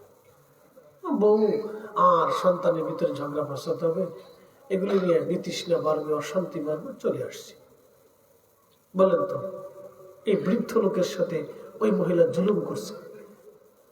আরে সন্তানের টাকা যদি বাপ সাবু খেয়ে ফেলে দেয়, তারপরে সন্তানের অধিকার নাই বাপের বিরুদ্ধে কিছু বলবে?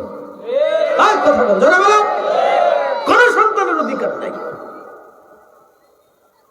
সন্তানের টাকা যদি মা সাবু নিয়ে চলে যায়, তাও সন্তানের কিছু বলার অধিকার নেই, কারণ এটা মায়ের অধিকার। কথা ঠিক আছে কিনা?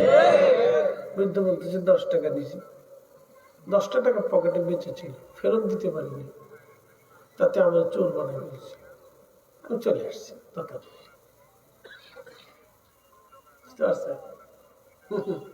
ভাবতেছেন আপনার জীবন আসবে না?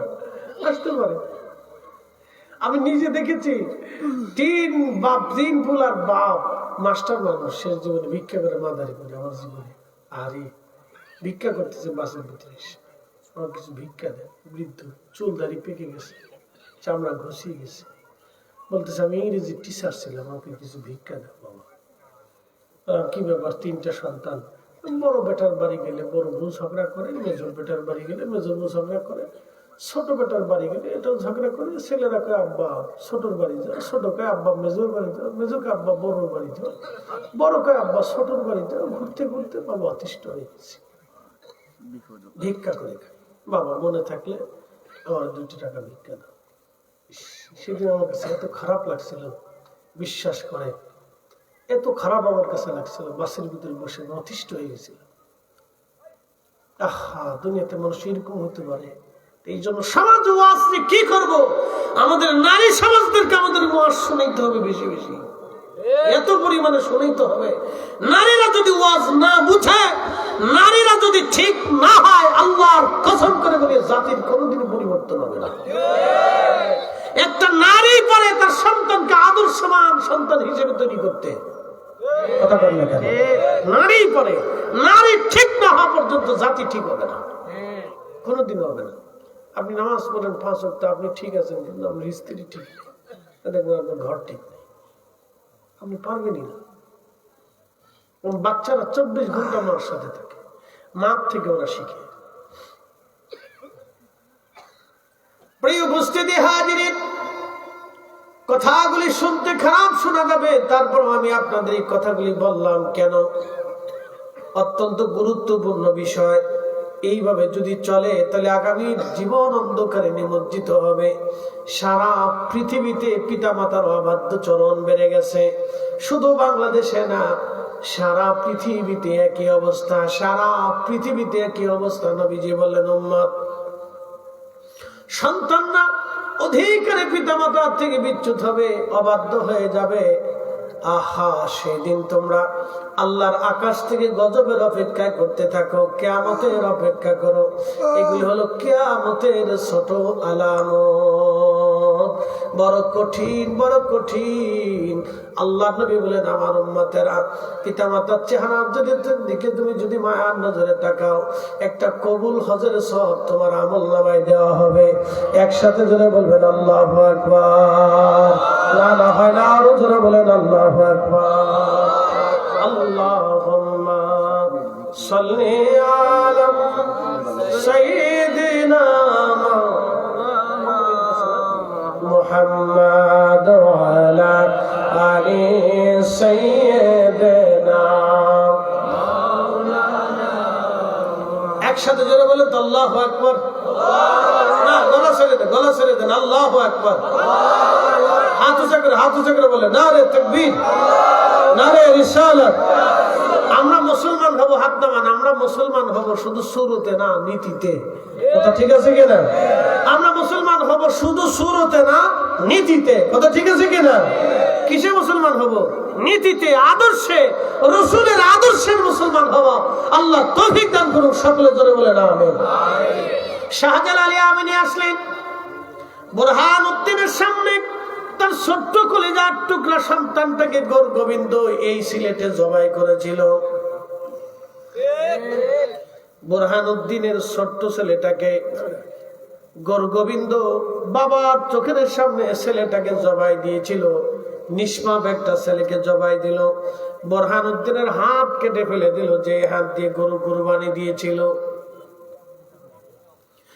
এই জুলুমের কথা যখন শাহজালাল আমিনী মুজাররিদি শুনলেন, নিজেকে আর স্থির রাখতে পারেন নাই। আল্লাহর ওলি সুদূর দিল্লি থেকে রওনা দিলেন। এই জমিনে এত বড় জুলুম একটা শিশু বাচ্চার সাথে করা হলো, একটা বাবার সাথে করা হলো। আমি শাহজালাল থাকতে জুলুম আর হতে দেওয়া যাবে না। তিনি চলে আসলেন, গৌর গোবিন্দ পলায়ন করলো। আল্লাহর জমিনে শাহজালাল আমিনী ইনসাফ প্রতিষ্ঠিত করলেন। একবার জোরে বলবেন আল্লাহু আকবার। আপনারা শাহজালালের উত্তরসূরি, ইনসাফের পক্ষে আমাদের থাকতে হবে। ঠিক আছে কিনা? আল্লাহর ওলিদের পক্ষে, রাসূল কারীমের ইজ্জতের পক্ষে জীবনের শেষ সময় পর্যন্ত আপনাদের থাকতে হবে। কারণ আপনারা হযরত শাহজালাল রাহমাতুল্লাহ আলাইহির দেশের সন্তান, তাদের উত্তরসূরি। হযরত আল্লামা সাহেব কেবলা ফুলতুলি রাহমাতুল্লাহ আলাইহি ওলিদের উত্তরসূরি। কথা বলেন ঠিক আছে কিনা? আল্লাহ আমাদের সেই পথে চলার তৌফিক দিক। জোরে আওয়াজ তুলে বলেন আমিন। লা ইলাহা ইল্লাল্লাহ। জোরে লা ইলাহা ইল্লাল্লাহ, লা ইলাহা ইল্লাল্লাহ। হাসবি রাব্বি জাল্লাল্লাহ, মা ফি কলবি গায়রুল্লাহ। আহা নূর মুহাম্মদ সাল্লাল্লাহু লা ইলাহা ইল্লাল্লাহ, লা ইলাহা ইল্লাল্লাহ। আওয়াজ আওয়াজ করে আল্লাহ আল্লাহ আল্লাহ আল্লাহ আল্লাহ আল্লাহ আল্লাহ আল্লাহ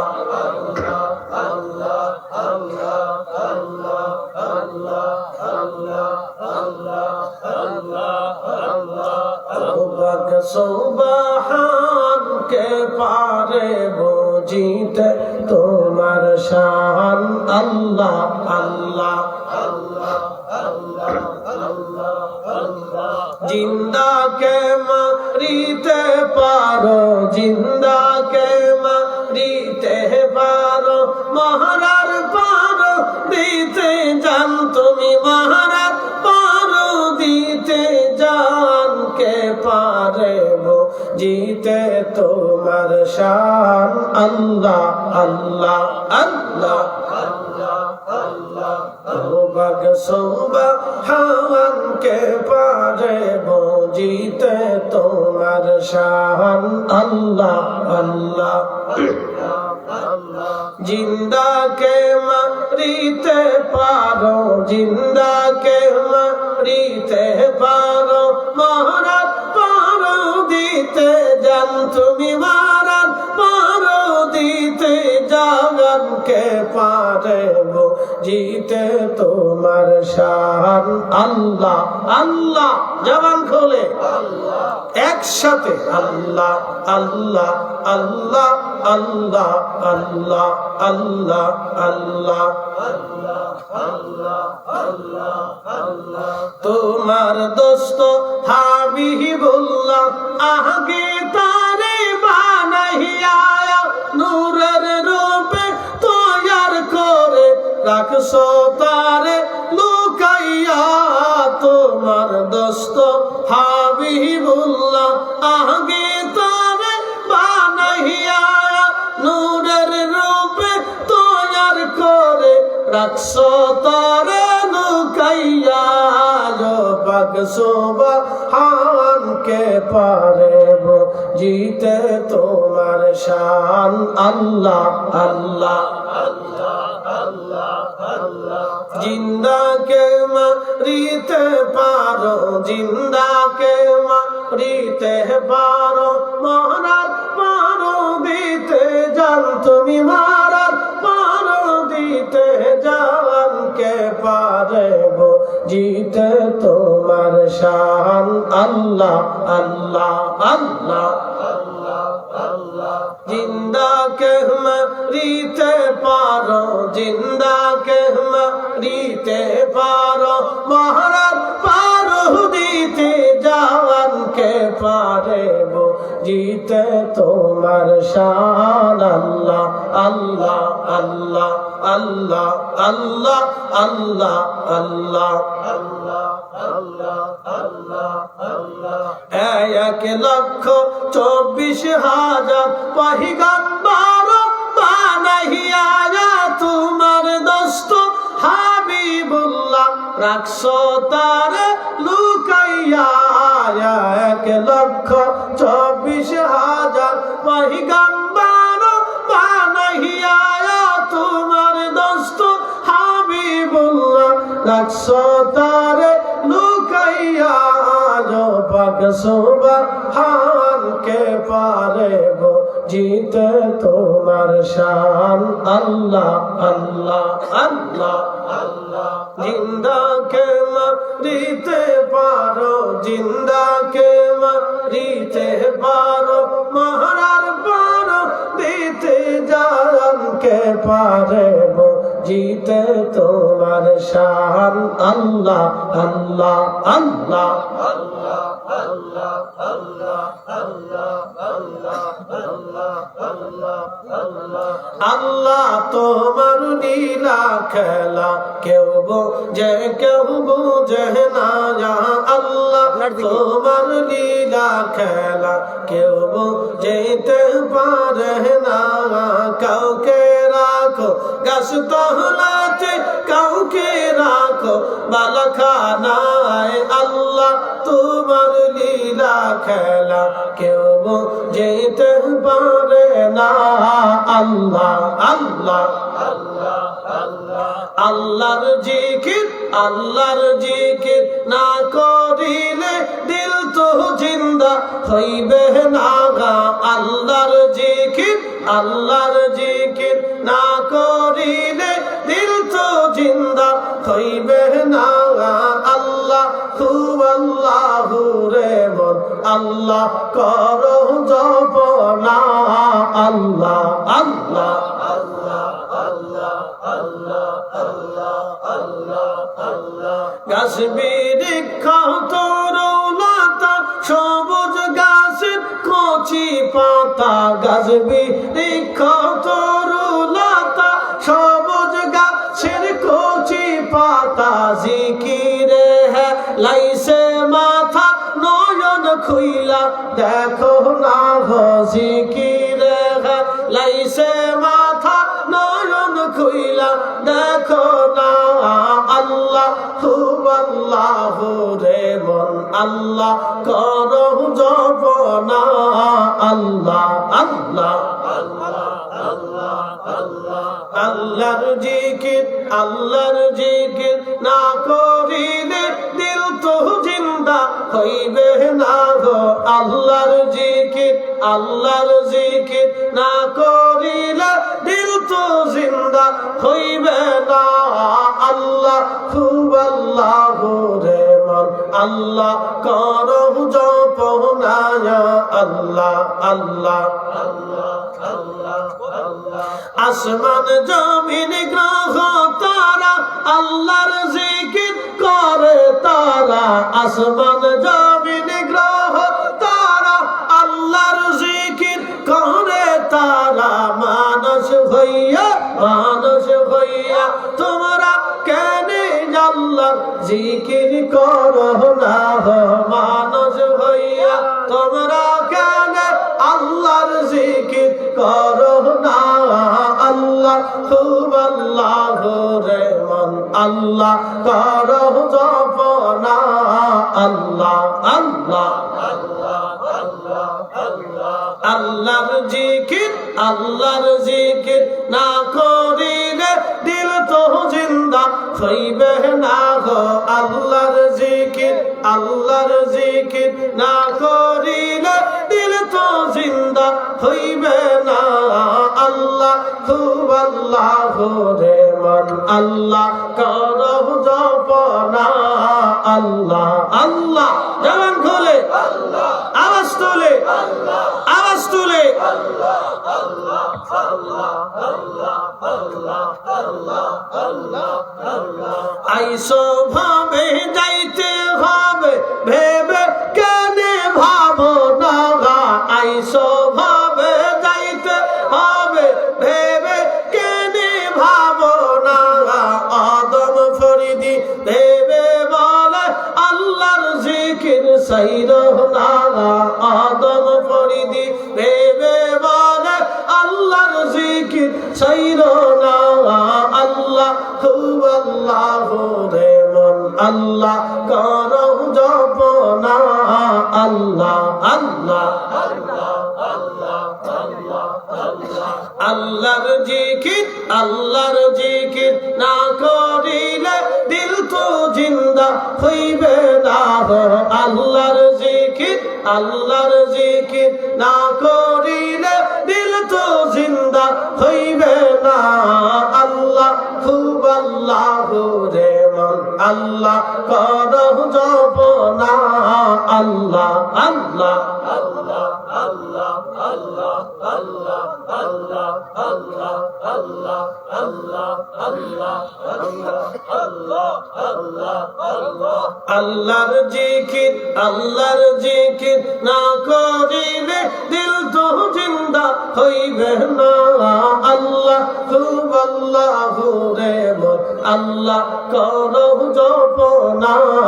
আল্লাহ আল্লাহ আল্লাহ আল্লাহ আল্লাহ আল্লাহ আল্লাহ আল্লাহ আল্লাহ আল্লাহ আল্লাহ আল্লাহ আল্লাহ।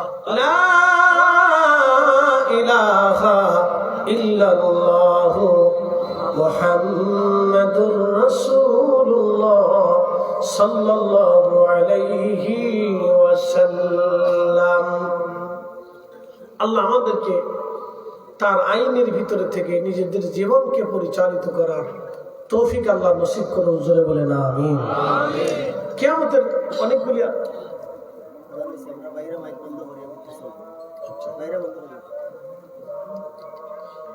আজানটা একটু শেষ হয়।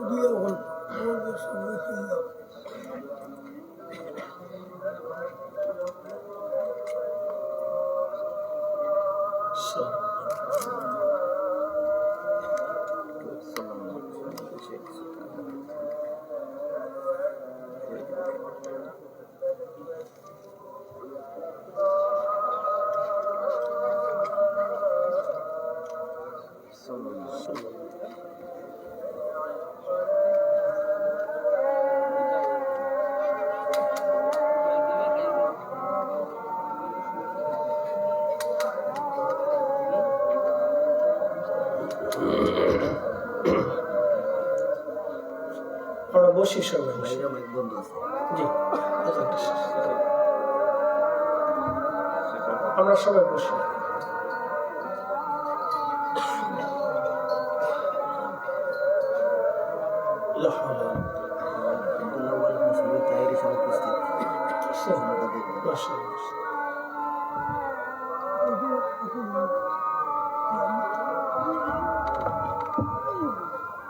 আল্লাহ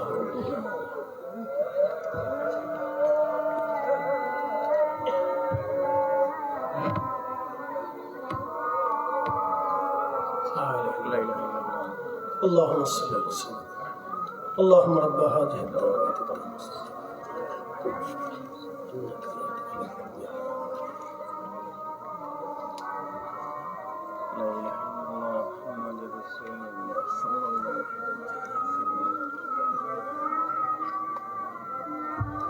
আমরা বসি সবাই দরুশে বলি আল্লাহুম্মা সাল্লি আলা সাইয়্যিদিনা মাওলানা মুহাম্মাদ ওয়া আলা আলি সাইয়্যিদিনা মাওলানা।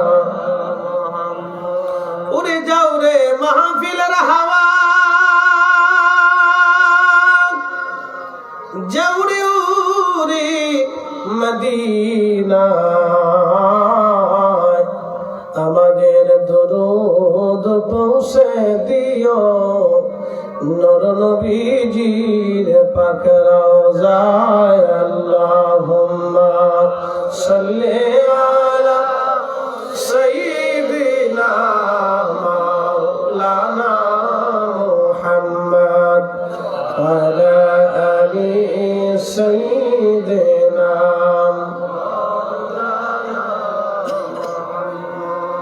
বলছিলাম কিয়ামত আসবে, কিয়ামতের আলামত আমি আরেকটা বললাম। নবীজি বললেন উম্মত পিতা মাতা অবাধ্য হয়ে যাবে, প্রচুর পরিমাণে অবাধ্য সন্তান বাড়বে।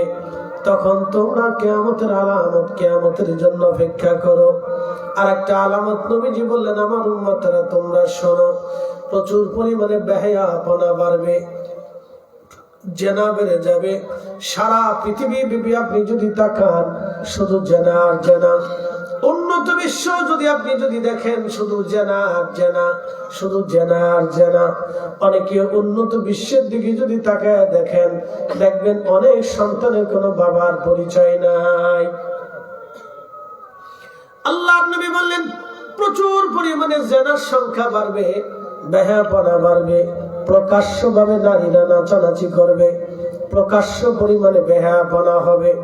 আজকে আপনি যদি দেখেন এই ইন্টারনেট আধুনিকতার ছোঁয়ায় প্রকাশ্যভাবে মানুষ জেনা দেখতেছে, নাচানাচি গান বাজনায় আসক্ত হয়ে পড়তেছে।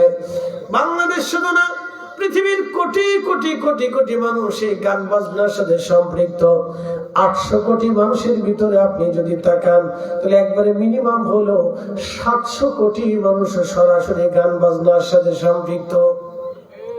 700 কোটি মানুষ, সারা পৃথিবীর 800 কোটি মানুষ, তার ভিতরে 200 কোটি মুসলমান। এই 200 কোটি মুসলমানের ভিতরে 100 কোটি মুসলমান গান বাজনার সাথে সম্পৃক্ত।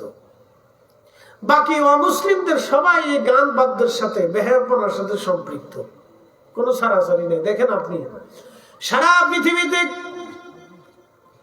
এত পরিমাণে বেহায়াপনা, নবীজি বললেন তখন তোমরা আল্লাহর আকাশ থেকে গজব, কিয়ামতের অপেক্ষা করতে থাকো। ভূমি কাঁপতে থাকবে, ভূমিকম্প আসতে থাকবে, বিভিন্ন জায়গায় ভূমি ধস হবে এবং বন্যা আসবে, খরা আসবে, সাইক্লোন আসবে, মহামারী আসবে, সারা পৃথিবীতে অশান্তি বিশৃঙ্খলা লেগে থাকবে। তখন তোমরা এই বিপদের জন্য অপেক্ষা করতে থাকো।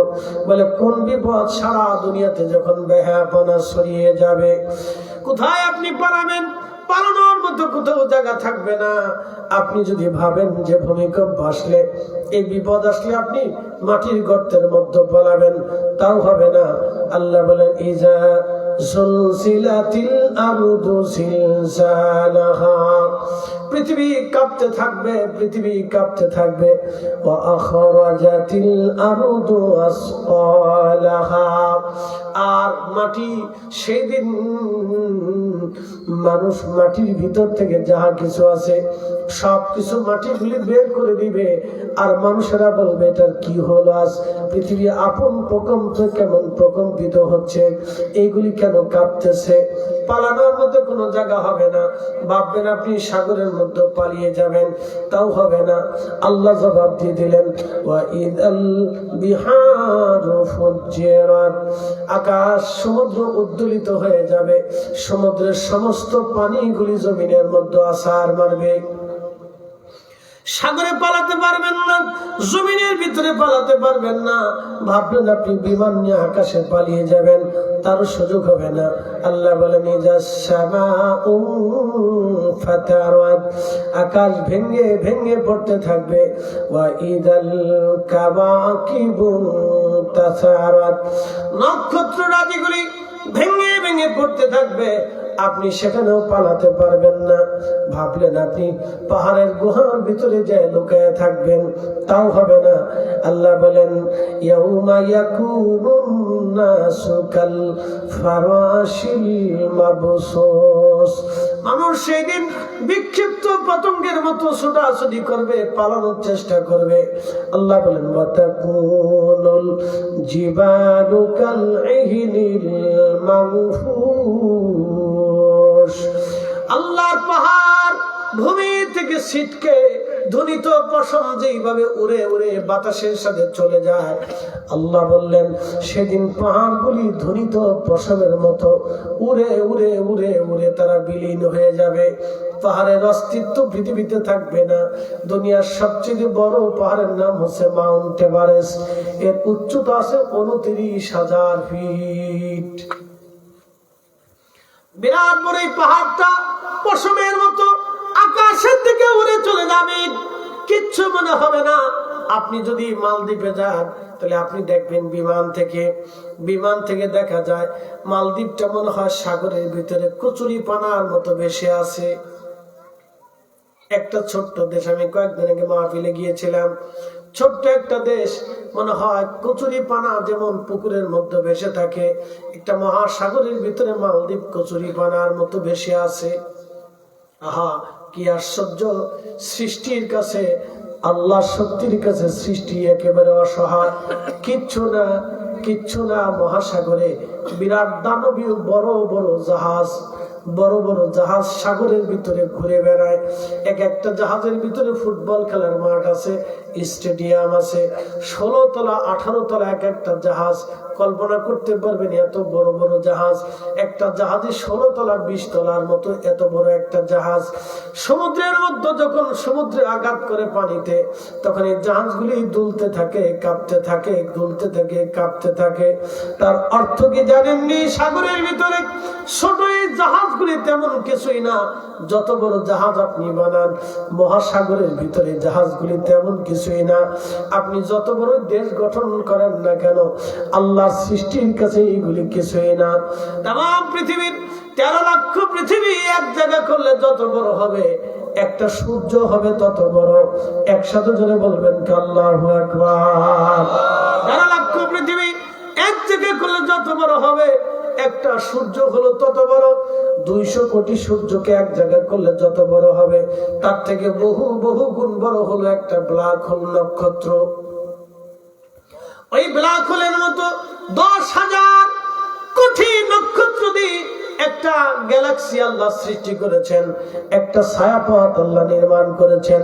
এই ছায়াপথ গ্যালাক্সির মতো আরো মহা আসমানে 10,000 কোটি মহাবিশ্ব আল্লাহ রচনা করেছেন। এরপরে মহাশূন্য, তারপরে হলো আসমান, এরপরে মহাশূন্য, তারপরে আসমান। এই শূন্য পাড়ি দিয়ে, এই সীমান্ত পাড়ি দিয়ে আল্লাহর নবীকে আল্লাহ মেরাজের রাত্রিবেলা নিতে নিতে প্রথম আসমান থেকে দ্বিতীয় আসমান, দ্বিতীয় থেকে তৃতীয়, তৃতীয় থেকে চতুর্থ, চতুর্থ থেকে পঞ্চম, পঞ্চম থেকে ষষ্ঠ, ষষ্ঠ থেকে সপ্তম, সপ্তম থেকে সিদরাতুল মুনতাহা, সিদরাতুল মুনতাহা ফেরেশতাদের একেবারে শেষ জায়গা। আগার এক সরে ময়ে বড়তর পরম ফরুগে তাজাল্লি বসু জাদ পরম। আগার এক সরে ময়ে বড়তর পরম ফরুগে তাজাল্লি বসু জাদ পরম। আল্লামা শেখ সাদী গুলিস্তান অবস্থার মধ্যে তিনি লিখলেন, ও দুনিয়ার মানুষ, জিবরাইল সীমানার কাছে যাওয়ার পরে বললেন, হুজুর আমার আর সামনে বাড়ানোর সুযোগ নাই। ইয়া রাসূলুল্লাহ, আমার সীমানা শেষ, এখন আপনি নিজে নিজে যাবেন, আল্লাহ আপনাকে নিয়ে যাবে। রফরফ নামক বাহনটা হলো, রফরফে নবীজি চললেন, যেতে লাগলো আরশে আল্লাহর দিকে। নবীজি বলেন, আমাকে নিতে নিতে নিতে নিতে আল্লাহ এত দূরে নিয়ে গেলেন। সহিহ বুখারীতে খাদিম রাসূল হযরত আনাস রাদিয়াল্লাহু আনহু বললেন, আমাকে নিতে নিতে নিতে নিতে আল্লাহ পাক তার রাসূলকে নিতে নিতে নিতে নিতে এত উপরে নিলেন। উফুকিল আলা, সর্বোচ্চ দিগন্ত নিতে নিতে এত উপরে নিলেন। আল্লাহ নবী ডাক দিলেন, সাহাবীরারে, বিমা লা ইয়ালামুহু ইল্লাল্লাহ, এর সীমানা আমার আল্লাহ ছাড়া আর কেউ জানে না। একবার জোরে বলা যাবে কি আল্লাহু আকবার। শ্রেষ্ঠ নবী দিলাম রে তরিয়ে নিতে রোজ হাসরে, শ্রেষ্ঠ নবী দিলাম রে তরিয়ে নিতে রোজ হাসরে। পথ না ভুলি তাই তো দিলে পাক কুরআনের বাণী, খোদা তোমার মেঘের বাণী। সুন্দর ফুল সুন্দর ফল, মিঠা নদীর পানি, খোদা তোমার মেঘের বাণী। তাহলে আপনি বুঝেন তো, মহা আসমানের তুলনায় সূর্য কত বড়, নক্ষত্রগুলি কত বড়, গ্যালাক্সি কত বড়, গ্যালাক্সির তুলনায় সূর্য কত বড়, সূর্যের তুলনায় পৃথিবী কত বড়, পৃথিবীর তুলনায় একটা বাংলাদেশ কত বড়, বাংলাদেশের তুলনায় আপনি কত বড়। আপনি বুঝেন, এই জন্য মানুষের জীবনে কোনো অহংকার নাই। একসাথে বলেন, অহংকার একমাত্র কার? মানুষের জীবনে কোনো অহংকার নাই, একমাত্র অহংকার হলো আল্লাহ, একমাত্র অহংকার হলো আল্লাহ। কি কথা কন না কেন? ঠিক আছে কিনা? আমাদের জীবনে কিচ্ছু নাই। নবীজি সাহাবী খাদিম রাসূল বললেন, আল্লাহ নবীকে নিতে নিতে উফুকিল আলা, এত বড় দিগন্ত আল্লাহ নিলেন। সীমানা আল্লাহ ছাড়া কেউ জানে না, সীমানা আল্লাহ ছাড়া কেউ জানে না। তাহলে বলেন তো, ওই নবীজির ইজ্জতের সীমানা কত বড় আমাকে বলেন। সেই রাসূলের মহান সম্মানে যারা আঘাত করে, নিশ্চয় ওরাই হলো জমানার মুনাফিক। এই কথা কন না কেন? ওরা জমানার মুনাফিক। এই জন্য মুনাফিকের পরিচয় আপনাদেরকে দিয়ে গেলাম। কথায় কথায় মিথ্যা বলবে, আমানত রাখলে খেয়ানত করবে, ওয়াদা করলে বরখেলাপ করবে। এরা হলো মুনাফিক। কি কি কারণে কিয়ামত ঘনিয়ে আসতেছে আমি আপনাদেরকে তাও বললাম। কি কি কারণে আল্লাহর আসমান থেকে গজব আসবে আমি আপনাদেরকে তাও বললাম। প্রিয় উপস্থিতি, ভালো করে এইগুলি নিজেদের জীবনে আমলে পরিণত করা আমাদের জন্য একান্ত দায়িত্ব। বলবেন হুজুর আমি একা আমল করলে কি হবে? আপনি একা একা শুরু করেন। আপনি যখন শুরু করবেন তখন অন্যরাও শুরু করবে। আপনি নিজে বাঁচেন, তারপর আপনার ফ্যামিলিকে আপনি বাঁচান। আপনি জাহান্নাম থেকে বাঁচার চেষ্টা করেন, আপনার পরিবারকে জাহান্নাম থেকে বাঁচার চেষ্টা করেন। মনে রাখবেন এই দুনিয়ার সামান্য সময়ের জন্য আমরা আসি, আমরা আবার আল্লাহর কাছে চলে যাব। একসাথে বলেন কার কাছে যাব? আল্লাহর কাছে যাব। ওয়া ইন্না ইলাইহি রাজিউন। আমরা সবাই আল্লাহর কাছে চলে যাব। কি নিয়ে যাব? দুইটা জিনিস আমাদের নিতে হবে। এক নম্বর ঈমান, দুই নম্বরে আমল।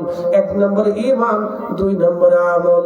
কিয়ামতের ময়দানে আল্লাহ আমাদের চেহারা দেখে ফয়সালা করবে না, আমাদের সৌন্দর্য দেখে ফয়সালা হবে না, সম্পদ দেখে ফয়সালা হবে না। কারণ ওই দিন আমরা সবাই থাকবো বস্ত্রহীন। বর্তমান পৃথিবীর সবচেয়ে দামি দামি president Xi Jinping, Vladimir Putin, এরপরে ট্রাম্প, সৌদির বাদশা, পৃথিবীর দামি দামি প্রেসিডেন্ট কিয়ামতের ময়দানে বস্ত্রহীন থাকবে।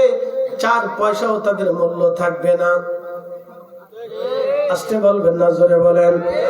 দুনিয়াতে যারা অনেক অনেক ক্ষমতা সম্পদের অধিকারী, কিয়ামতের ময়দানে অনেকে ভিতরে তারা লাঞ্ছিত হবে। কিন্তু দুনিয়াতে যারা লাঞ্ছিত ছিল কিয়ামতের ময়দানে তারা সম্মানিত হয়ে যাবে একটা মাত্র কারণে, ইন্না আকরামাকুম ইনদাল্লাহি আতকাকুম। একটা কারণে তারা সম্মানিত হবে। আমার ওয়াজেরও কোনো মূল্য থাকবে না, এখানে আমার থেকে শ্রোতাদের দাম বেড়ে যাবে। কি কারণে বাড়বে? শুধু তাকওয়ার কারণে, আমলের কারণে শ্রোতার দাম বেড়ে যাবে। আমি ওয়াজ করে চলে গেছি, ওই ওয়াজের প্রতি আমার আমল নাই, কিন্তু শ্রোতারা ওয়াজ শোনার পরে ওই আমল শ্রোতা করে করে কবরে চলে গেল। দেখবেন ওই শ্রোতাটা আল্লাহর জান্নাতে চলে যাবে।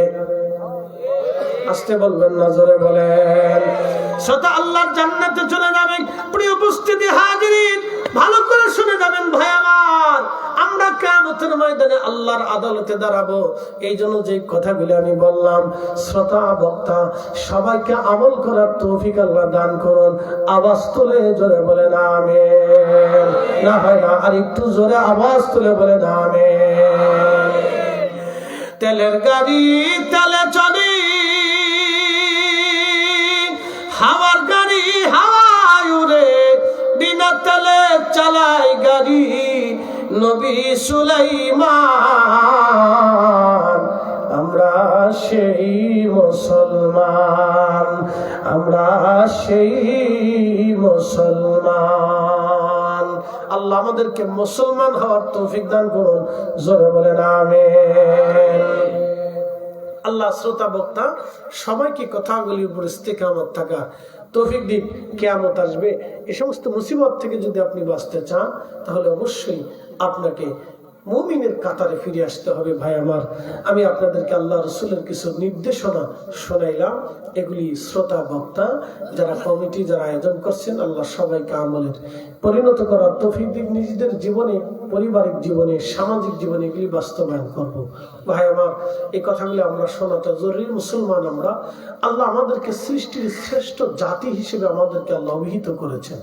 আমরা সৃষ্টির শ্রেষ্ঠ জাতি, আমাদের সম্মান অনেক। এই জন্য আর কথা বাড়াবো না। এশার নামাজের সময়, নামাজের পরেই আমাদের পরবর্তী বক্তা মাওলানা আব্দুল আওয়াল ফয়সাল বিন তাহির সাহেব কুমিল্লা, তিনি এসে গেছেন। তিনি এশার নামাজের পরপরই আপনাদের সামনে তকরির করবেন ইনশাআল্লাহ। পরবর্তী যত উলামা ইকরাম আসবেন তাদের তকরিরগুলি, আলোচনাগুলি আপনারা খুব মহাব্বতের সাথে শুনবেন এবং সেগুলি কাজে পরিণত করার চেষ্টা করবেন। আল্লাহ সকলকে তৌফিক দিক, আমিন। আমরা আসসালামু আলাইকুম ওয়া রাহমাতুল্লাহ।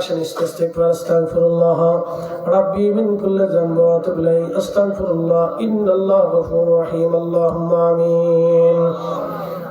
ربنا آتنا في الدنيا حسنة وفي الآخرة حسنة وقنا عذاب النار ربنا لا تزغ قلوبنا بعد إذ هديتنا وهب لنا من لدنك رحمة إنك أنت الوهاب رب العالمين মাহফিল তুমি মঞ্জুর করে নাও আল্লাহ। আল্লাহ হাদিয়া তোমার হাবিবের খেদমতে পৌঁছে দাও আল্লাহ। সাহাবা আজমাইন, আশারে মুবাশশিরিন, খুলাফায়ে রাশিদিন, আসহাবুন নবী, আহলে বাইতিন নবী, কাদেরিয়া, চিশতিয়া, নকশবন্দিয়া, মুজাদ্দিদিয়া, বারআউলিয়া, 360 আউলিয়া, আল্লামা সাহেব কেবলা ফুলতুলি রহমাতুল্লাহের খেদমতে দয়া করে হাদিয়া পৌঁছে দাও আল্লাহ। আল্লাহ ওলিরা যত পৃথিবীর যেখানে যত ওলিরা ঘুমিয়ে গেছেন সকল ওলিদের খেদমতে মাহফিলের হাদিয়া পৌঁছে দাও আল্লাহ। যত মানুষ এই লতিফপুরের যত মানুষ কবরে ঘুমিয়ে গেছে আল্লাহ, সবার কবরে তুমি দয়া করে আজকের মাহফিলের সওয়াব পৌঁছে দাও আল্লাহ। জানি না কার মা নাই, জানি না কার আব্বা জান নাই, কে জানি মাও নাই বাবাও নাই। আল্লাহ বাবা মার কবর গুলি জান্নাতের বাগান বানায় দাও রব্বুল আলামিন। আমাদের রাশি রাশি গুনাহগুলি দয়া করে মাফ করে দাও। ক্ষমা যদি না করো বান্দা কোন দরজায় হাত বাড়াবে আল্লাহ? ক্ষমা যদি না করো বান্দা কোন দরজায় হাত বাড়াবে আল্লাহ? তোমার দরজা থেকে আমাদেরকে মাফ করে দাও আল্লাহ। ইয়া রাব, তোমার মেহবুবের দিদার না করাইয়া কবর দেশে ডাক দিও না গো আল্লাহ। এই সুন্দর বাগান মাহফিল যারা সাজাইলো টাকা দিয়ে, পয়সা দিয়ে, অর্থ দিয়ে, বৃত্ত দিয়ে, পরিশ্রম দিয়ে, আমার প্রত্যেকটা তরুণ যুবক ভাই সহ সকলের বাড়ি ঘরগুলি তুমি রহমতের বাগান দিয়ে দয়া করে সাজায়া দাও। আসমানি জমিনি হামাই রুহাই বালা থেকে সবাইকে তুমি দয়া করে হেফাজত করো আল্লাহ। আলহামদুলিল্লাহি রাব্বিল আলামিন, আসসালাতু ওয়াসসালামু আলা রাসূলিহিল কারীম।